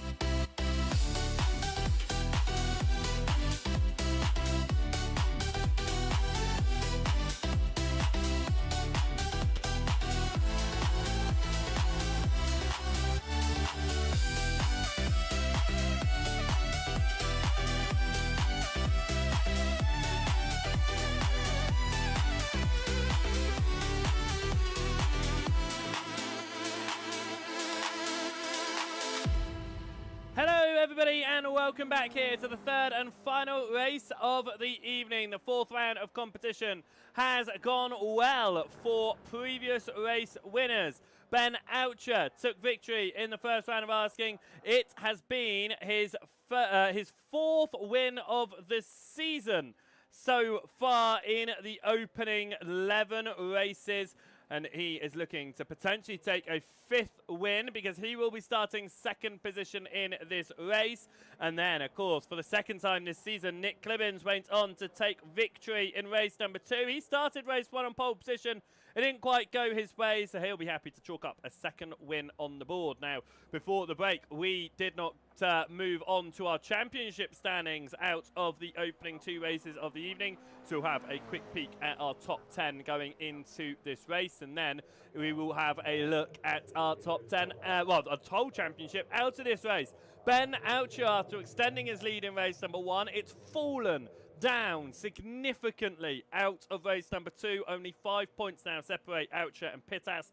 Pittas is going to have a lot of work to do, though, in this one. He'll be starting in about 13th or 14th position on the grid, with Oucher all the way at the very front. So we need to keep an eye out on that one, because Oucher could find his way back, extending out at the top. We could see Pittas falling his way back down, though. Isaac Doble sitting in 4th position right now. He should be able to take enough points, potentially, in this third race of asking, to get past Adam Wilson-Weir and into the top 3 in the championship. No Wilson-Weir here today as a reminder, which means he's missing out on those points. Lee Horn sits in 5th position right now. 107 points to his name. Jamie Dorey with 97. William Guthrie with 80. Phil McDougall in 8th position. Nick Clibbins in 9th. And Nigel Stock is up into the top 10. Of course, a strong result in race number 1, getting that 2nd position. And then in race number 2 for Stock, he was outside the points, finishing in 16th. But he is up there right now, inside that top 10, with Alan McCain falling outside the top 10 at the end of the 2nd race of asking. We will have another look at your championship standings at the end of the broadcast, because that will be your championship standings. And these are your official championship standings as it is, with a certain unnamed admin who has not sorted out the iRace results championship standings. So what I say goes. So if I say that Ben Oucher is leading the championship by 5 points, that is what is going on. Ben Oucher is leading the championship by 5 points. So in this lay of the land, I rule the nest at the moment. But we are going to be getting ready for the third and final race of the day. Before we get on to that one, though, we'll have a quick word with one of our drivers who they keep on changing their names now in the Discord, which is making this incredibly challenging. They're obviously having a little bit of fun, but we will have a word here with the man that in race number 1 managed to move up his order from the very back of the field up to 7th. It looked like it could have been a great run in race number 2, but William Guthrie found himself going around. It's been a bit of an up and down evening for you, but you will find yourself towards the front once more in race number 3. As qualifying finish, because I'd given my mate a lift, so I haven't done any laps, so I was figuring out the track on the first lap. So yeah, pace seems alright. I'm just kind of following what everybody else does, but no, the pace seems good. But I'll see what I can do in this 25-minute race. If I could stop falling off the circuit, that'd be a good start. Keeping on the track is definitely important. It's getting it down to the end in a good position. You find yourself climbing up the championship order, and even without any practice laps around here, you have got some significant pace out there. So is there potential, if you can keep it on the track, that you might find your way to the very front of this one? I mean, I could surely probably get top 5, but I don't think I'll be able to beat the likes of Isaac and Ben, because they're actually pretty quick and they actually know what they're doing, whereas I'm just guessing what I'm doing. Well, with the commentator's curse, I'm hoping it won't come on you in this race. We'll see you up the order. For Ben, though, I might pull him in just to get him falling back down for you again. Have a good one in race number 3 there. William Guthrie finishing the previous race of the day outside the points, 17th place for him. What that should mean, though, is he should find himself in 5th position on the grid. Talking about the grid, let's not predict positions anymore. Let's tell you. It is going to be 14 laps of asking for this final race of the day, and it is going to be Mark Hughes, who starts from the very front of the order ahead of Ben Oucher. Dan Beckett, I should say, starts in third position ahead of Phil McDougall, and the man we just spoke to, William Guthrie. We'll keep our fingers crossed there that we don't do any commentators curse for speaking to him. We'll be starting in fifth, Nigel Stock from sixth position. Then it'll be Matt Gatter from seventh, Michael Wade in eighth, ahead of Adrian Hernandez starting in ninth, clear of Mark Kent. Benjamin Gregory will be on the grid in 11th, ahead of Mark Sykes. 13th position. Oh, we go a bit too far there. 13th position will be for Jack Pittas, ahead of Carl Thompson. Lewis Mason from 15th, Ella Lee Horn. Jamie Dory from 17th. Max Andrews will be starting it from 18th. I know there's a lot of sports in the YouTube chat for Max Andrews. See if he can find his way back up the order again. Isaac Doble will be starting in 19th. Nick Clibbins on the back of the field in 20th. Will be looking to find his way through the order as well. And again, we spoke to Isaac Doble after race number 2. So again, we will put our fingers crossed that commentator's curse is not a real thing whenever I bring them into the commentary box. And hopefully Doble and Guthrie here can have a good race and find themselves toward the front. No safety cars have been needed today. We've had a couple of decent smashes. We've had a rollover as well, but we've had nothing that is significant enough to warrant a safety car as it stands with the longer 14-lap race, though. I know that there is more likely a chance for a safety car because it doesn't eat into as many racing. Well, it eats into the same amount of racing laps, but we have a lot more racing laps left to stand. So it's going to be interesting to see what we can do. It is going to be Ben Oucher from the front row again, but it is going to be Mark Hughes who will be getting us underway from the very front of this field after finishing race number 2 in 21st position. He'll be starting this one in first position. Here we go. It is going to be, oh, it says time there. We aren't going to do that. We are going to have 14 laps on the board here for the third and final race of the day in the Toyota GR86s. We are green and away here, up towards turn number 1 we go. Everyone gets off the line this time. No one bogging down or getting, well, just sitting still on the line as we come up towards turn number 1, though. Everyone getting through cleanly. A couple of side-by-side moments in the background and in the midfield, but everyone does get through without incident, as that is Ben Oucher already clear at the front of this one ahead of Mark Hughes. It is William Guthrie on the outside of Phil McDougall, and Guthrie already up 2 positions here, up into a top 3 spots. He said he was aiming for a top 5. He started there. He's keeping it right now with that third position. We come up towards the hairpin here. Jack Pittas ahead of Matt Gatter as he's just made that switch in 8th and 9th position. Lee Horn getting past Hernandez as well. Horn up 6 positions through the opening corners. He's your biggest gainer at the moment. So as we get onto the brakes, there's contact though, and we see Nigel Stock going around. It was the highs of race number 1. It has fallen to the absolute pits of race number 3 here, as we can see the leading 5 drivers all in a single file train. A little bit of a gap between each of them at the moment as we come up towards turn number 11 of Mobile 1. Drivers just thinking, is there any way through? Michael Wade is going to look to the inside of Benjamin Gregory up towards turn number 11. He doesn't quite do it, and it is going to be side by side just up ahead as well with Gatter trying to hold position. It is going to be Kent all the way around the outside, and it is going to be Matt Gatter. Contact there, finds himself spinning. There's contact with others as well. And that looked like a lot of cars picking up some sort of damage there, but most of them look like they're going to be getting out this without too many issues. That is a big old wobble for Nick Clibbins, who had managed to find his way very far through the field on the opening lap of asking. He has fallen back down though. Mark Kent now to the outside of Lee Horn as we look for the fight here for 6th position as it stands. It is going to be 3 wide for this battle. It's going to be a little bit of a nudge there with Jack Pittas involved as well.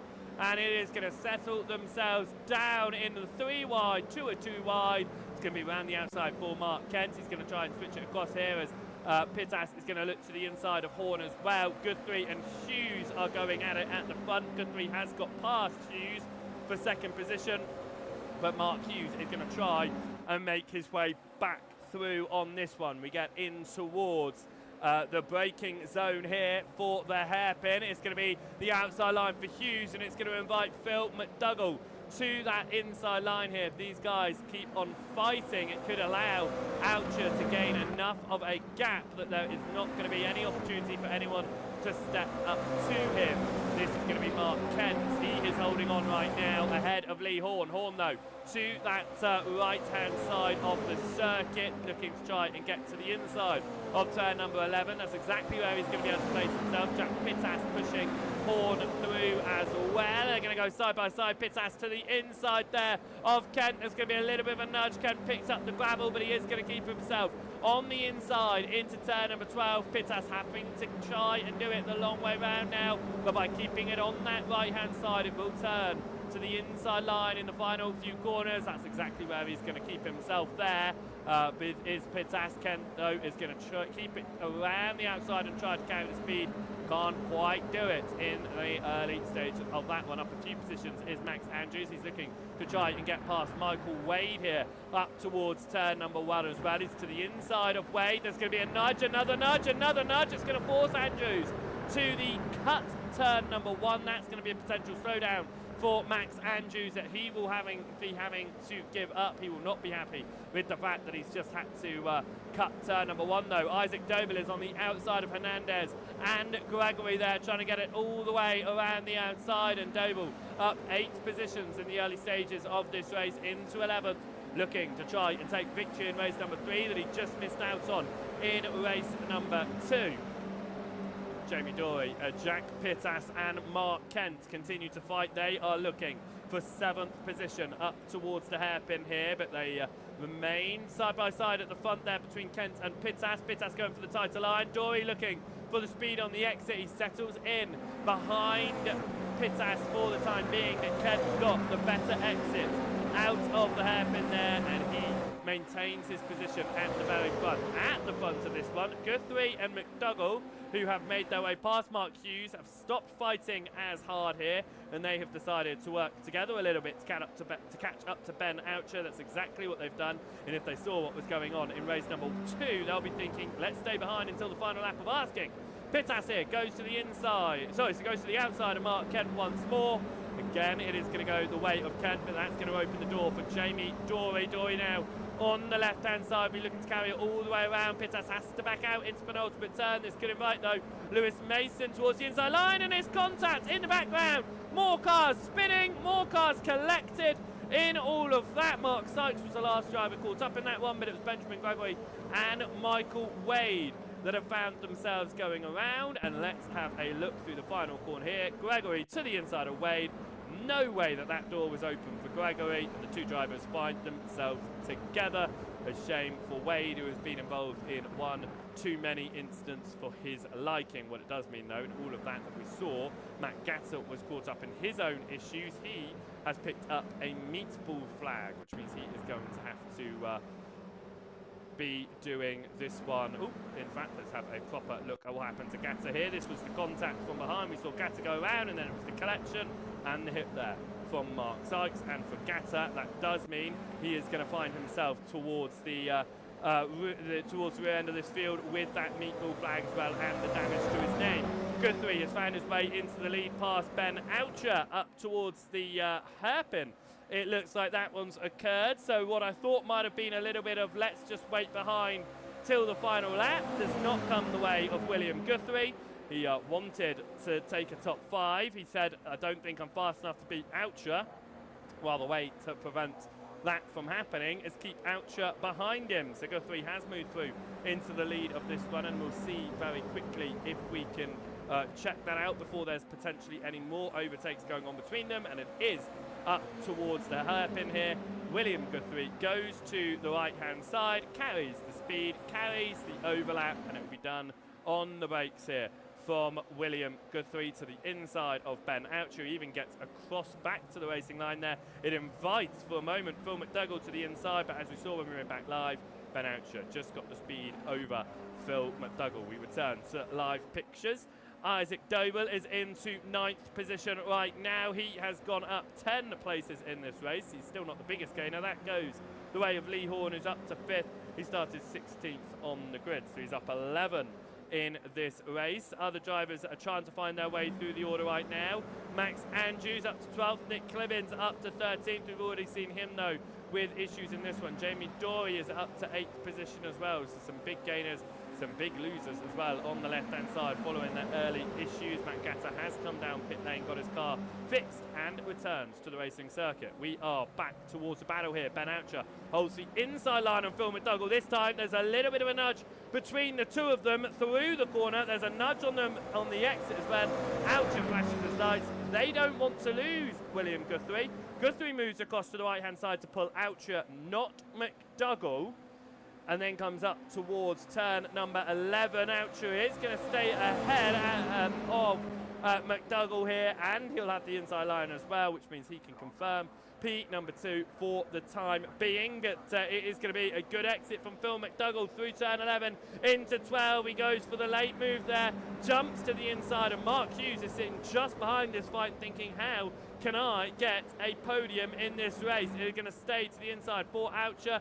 McDougall running that outside line, that wider line. He tucks in behind though, and now pushing for the speed on the exit. Pushes a bit too hard though, over the gravel, over the glass. Can Phil McDougall keep it together? He certainly does. McDougall gets it back straight again in the fight that was going on between them. Some issues for Kyle Thompson as he finds himself falling down with issues. What's happened to Thompson here? Oh, a little bit of a nudge there with one of the gassed up drivers, and a big hit into the wall for Thompson. He does manage to get his car around, and because he was right at the end of the lap as well, it means he has not had to go too far to get his car back down pit lane, which he has managed to do. So Thompson will be down pit lane. He'll get his car fixed and back out on track. It does promote Matt Gatta up into 19th, though. They're going to have to hope for some demises from 4 more cars ahead of them, though, in order to get even just a singular point in this third and final race of the day. Max Andrews is looking to try and get into the top 10 here. Looks to the inside of Lewis Mason. Mason is going to try and keep it around the outside, but Andrews is going to keep it tight there. Mason with the speed on the exit is going to keep a top 10 position for the time being. Ben Oucher is all over the rear end of William Guthrie and has decided not to overtake Guthrie. Now are we going to see a race number 2 repeat with just sticking behind until the very last lap? There is potential, but Mark Hughes is not too far off the fight, and I'm sure he will be wanting to get involved in the leading battle, potentially take a victory. Andrews stuck on the outside once more of Lewis Mason here. If he can keep his nose in, he'll have the inside through the penultimate 2 corners. He is keeping his nose in here, and Andrews is going to have the inside there to Lewis Mason, and Andrews gets it done through turn number 15. Max Andrews now up 8 positions in this race into a top 10 spot, and he can see that fight up to 5th position in front of him right now. Lee Horn is at the front of this train of drivers. They are about 5 seconds behind your top 4, and therefore we're not likely to see them moving up any further. So the battles in this group of drivers is likely to continue as they come in towards turn number 2 and on towards the parabolica here. Ben Oucher continuing to push Guthrie. It's meaning that Mark Hughes is dropping back. He's not able to get into that toe, that bump draft working together at the front of this one, which means that Oucher looks like he might be safe in 2nd position for the time being. Who's not safe is Jamie Dory. Got Mark Kent on the outside, Dory to the inside, looking for 6th position in this fight, but that's going to be Kent pushing himself very wide out of the hairpin, loses out to Dory. Could have Isaac Doble started this one in 19th position. Is looking to try and move further up the order here. He sits at 8th right now. As we come up towards turn number 11, Doble is going to have the inside to Ken. Andrews is on the inside of Pittas behind as well as they fight it out for positions. Ken holds on to Doble, and now Doble could be under attack. Pittas for a moment looked to go to the inside, backed out of that one. Sensible choice too, and it looks like he might have just given that position ahead though. So Mark Kent runs off the track, comes back on. There's a little bit of a wobble, a lot of grass there. Surely will be having to slow that car down and giving that position as he turns back onto the circuit. Kent ran off the track there, and as he came back on, there were already multiple cars to his inside, and unfortunately for Jack Pittas, he was the unfortunate number 28 machine that collected Mark Kent on his return to the racing surface there. Dan Beckett behind is looking to try and keep a position on Nigel Stock, but Stock on a recovery drive after going down early. So is Gregory here, looks to the inside, and here comes Mark Sykes, who was caught up in the earlier incident as well, looking to try and get up the order. You can see that front end damage on Sykes' car, luckily not too major. Gregory gets his way up the order, so does Sykes. Beckett falls out of points paying positions. Jamie Dory looks like he might start working with Lee Horn here, dropping Isaac Doble back and preventing Doble from climbing any more. That may be what is the plan is. It doesn't look like that is what is happening right now, because we get into the hairpin. Doble and Andrews closes straight back up onto the rear fight there. We ride on board with Max Andrews. He's running around in 8th position right now, looking towards that top 5. It looks like it might be the highest that they are able to go. Mark Hughes, though, is inviting himself back closer and closer towards your leading 2 drivers. He could potentially find himself back into a fight for victory on the last lap of asking if he can just keep it clean and keep it within about a second as it drops further back here. If he can keep it within about a second, if the drivers ahead of him start making issues, or having issues, especially on the last lap of the race, Mark Hughes could greatly benefit from that. Max Andrews riding board with the number 14 machine coming through the final corners. Isaac Doble just up ahead. Jamie Dory ahead of that, and Lee Horn at the front of this train for 5th position, looking to try and get some good points on the board in the championship under the way of Isaac Doble. Oucher looking to extend his championship lead, and with Pittas, who sits in 2nd all the way down in 11th place on track right now. That looks like it could happen as Lewis Mason and Nick Clibbins swap positions in their fight. As Clibbins goes up to 9th and his recovery drive as well.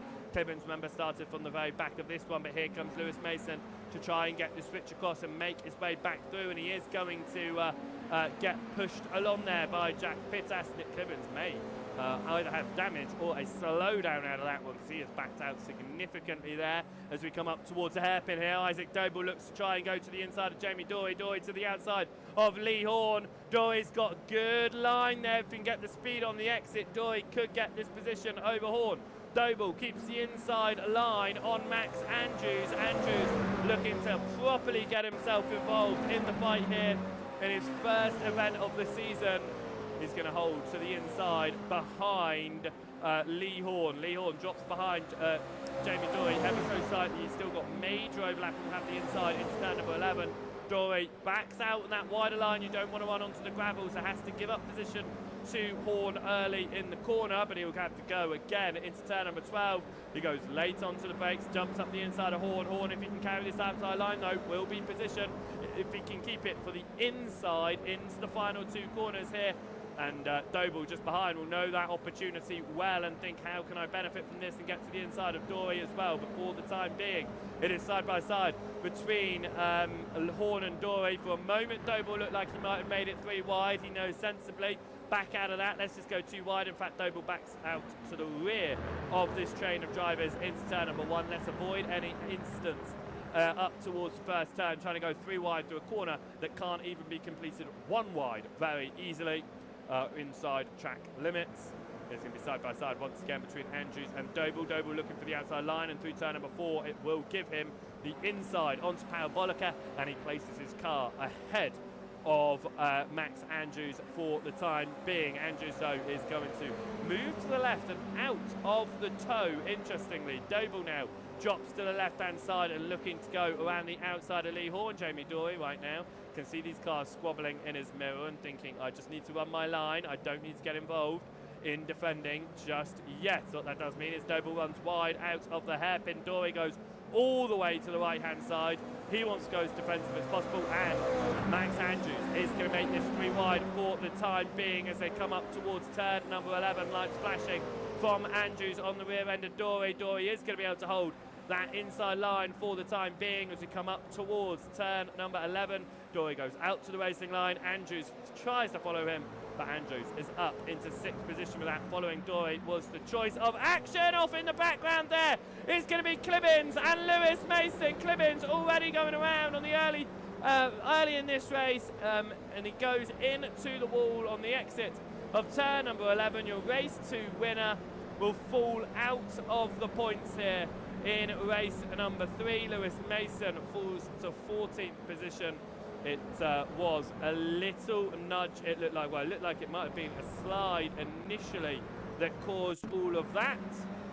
No, there was definitely a nudge there from Clibbins on the rear end of Mason. It found them both around. Mason gets himself turned without hitting the wall. Clibbins spins into the wall there, and a shame for Clibbins. And that one a shame for Mason as well, who falls down into 14th position. Back though towards this fight for 6th position as Max Andrews has pulled himself away significantly. A second clear here of the fight between Doble, Horn, Pittas. Dory has dropped to the back of this one. So a number of changes there in all of the incidents that were going on. Doble, though, is going to hold the right-hand side of the track. Try to go to the inside line here on Lee Horn into the braking zone. A little bit of a nudge, a secondary nudge there. Both drivers are wide. Horn basically off the track. Jack Pittas has to do evasive manoeuvres on the way back in. Swings to the right-hand side. We look at that gap between the leading two, but once again, Oucher just staying behind Guthrie. That will be a last lap fight again, as Mark Hughes and Phil McDougall might go out at it for 3rd position. McDougall has made his way past Hughes rather recently. Now then, this is going to be the outside line for Horn on Jack Pittas. There's going to be a little bit of smoke and gravel being kicked up by a number of drivers coming through there as we head up towards 3 laps to go. But for the time being, it is going to be a spin for Jamie Dory. He spins out of turn number 12, gets it back straight again. Is this going to be enough time for Mark Kent to benefit? Dory gets himself to the left-hand side as he tries to recover. He has to give position up to Mark Kent, but Dory down now to 10th position, and will have to try and fight it out there. He's got Gregory, Stock and Sykes in that chain of drivers as well, as McDougall goes defensive in his drive now to try and hold on to a podium ahead of Mark Hughes. Mark Hughes has done a fantastic job. Remember, he's had issues in the first 2 races. He finished the last one in last position, 21st position, race at number 1 for Hughes. And I'm looking through at our race results, and he finished 10th. It wasn't a too bad a result for race number 1, but he is looking to try and hold on to a podium position here, starting this one in 1st position. He's dropped down slowly through the race. He didn't fall like a rock. It has been a very good drive for Mark Hughes, and he's looking to try and potentially hold on to a podium here. We come up towards the final 2 laps of racing action here around Hockenheimring for the 4th of 7 rounds in the NXTGEN Racing's Toyota Cup. We head out of turn number 6 there, and Benjamin Gregory has got the overlap here on Jamie Dory, but Dory gives him a little bit of a nudge there as they come over that. There's that little bump between the normal racing line, the racing surface, and the drag strip there. I don't know if that might have influenced that little slam on the door there between Dory and Gregory. Gregory's going to go defensive though, and Dory now is going to have to try and take this the long way round. He is going to keep his car there though, and if he can, through the next left-hander, it'll be the inside line in the final 2, and he is going to keep it to the inside line into the final 2 corners. And for Jamie Dory, he is going to find himself through back into a top 10 position. 2 more laps to go, and Ben Oucher is no doubt waiting for the final lap of asking. Phil McDougall once again goes defensive on Mark Hughes, going on to penultimate lap of asking. And Max Andrews looks like he is going to take 5th position in this one, but he is still within slipstream range of Isaac Doble, who is pushing hard, looking to try and close that gap. You've got Lee Horn and Pittas just behind. You've then got this fight going on at the moment between Kent, Dory, Gregory and Stock. Hughes is going to try and make the move past McDougall here up towards the hairpin.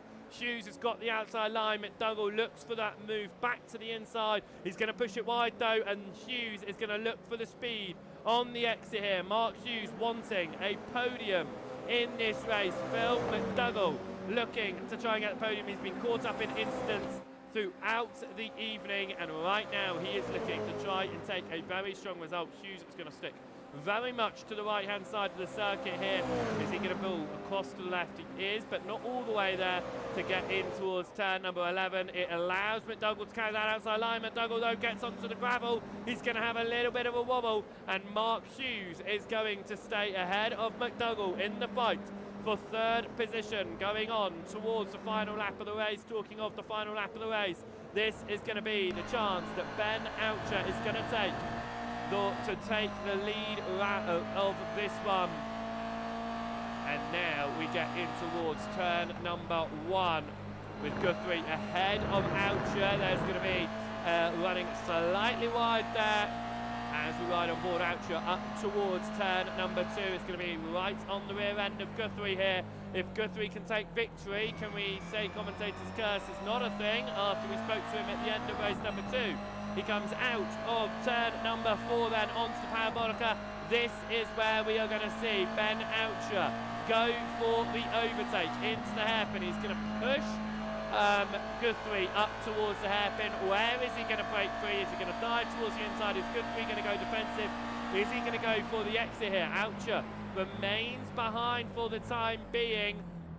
We come out to the hairpin then. This could be Guthrie's victory. That would have been Oucher's main opportunity. He will have another chance, though, of course, up towards turn number 11 if he can set himself up well for the arena section. Oucher looking for what would be win number 5. He goes to the inside of William Guthrie. It is going to be side by side between the two drivers. McDougall and Hughes having contact in the background there. They come through. It is going to be Ben Oucher. Big gap in the lead of this one. Hughes is going to try the outside of McDougall. McDougall is going to push through. Turn number 11. He pushes wide, but he is going to hold on to third position right now into the final turns. Ben Oucher, though, after winning race number 1, will come to take win number 5. Ben Oucher is going to win once again at Hockenheimring. The championship leader will extend his lead. The fights behind continue. Isaac Doble will just hold on ahead of Lee Horn up towards the timing line. We saw just up ahead McDougall managed to beat Hughes by just under a tenth of a second in a drag race to the line. Dory is going to keep Sykes at bay up towards the timing line and can stock here.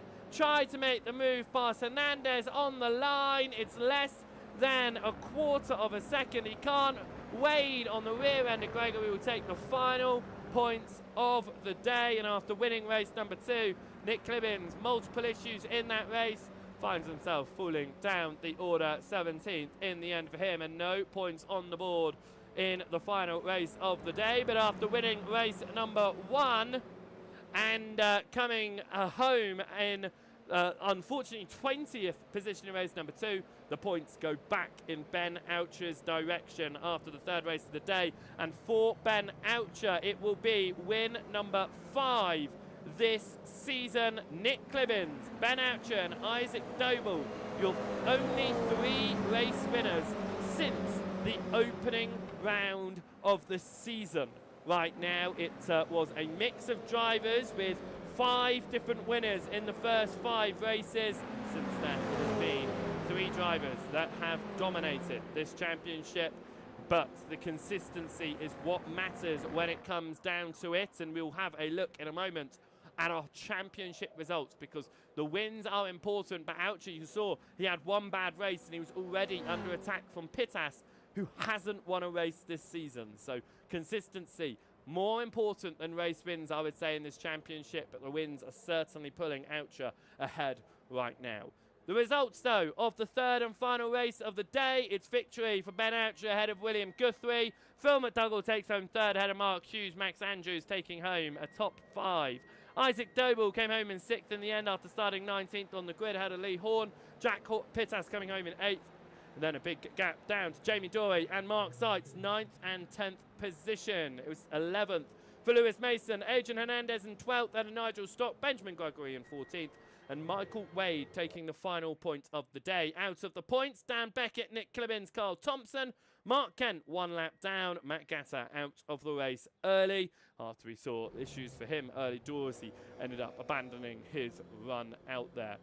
Right then, with that all being said and done, this is how the championship standings look at the end of round number 4. We've still got 3 more rounds to go. That's 9 more races, but with 12 races under their belt, Ben Oucher leads the championship by 17 points ahead of Jack Pittas in P2. It is then a gap down to Adam Wilson-Weir. Doble almost moving into a top 3 in the championship, but is 4 points behind Wilson-Weir at the moment. Lee Horn sitting in 5th position as it stands ahead of Jamie Dorey. William Guthrie finds himself up in 7th. Phil McDougall in 8th. Nigel Stock finds himself in 9th and tied on points with Nick Clibbins. They round out your top 10 in the championship. Alan McCain then sits in 11th ahead of Mark Kent. Benjamin Gregory in 13th out of Ross Gillette. Joshua Downing sits in 14th position and Michael Wade into 16th. First race of the season, first evening of the season. And Max Andrews finds himself in 17th position with 30 points on the board. He's a point ahead of Lewis Mason. Adrian Hernandez sits in 19th. Matt Gatter currently rounding out your top 20 in the championship. Carl Thompson sits in 21st ahead of Mark Hughes. It's then Matthew Jordan in 23rd position ahead of Mark Sykes.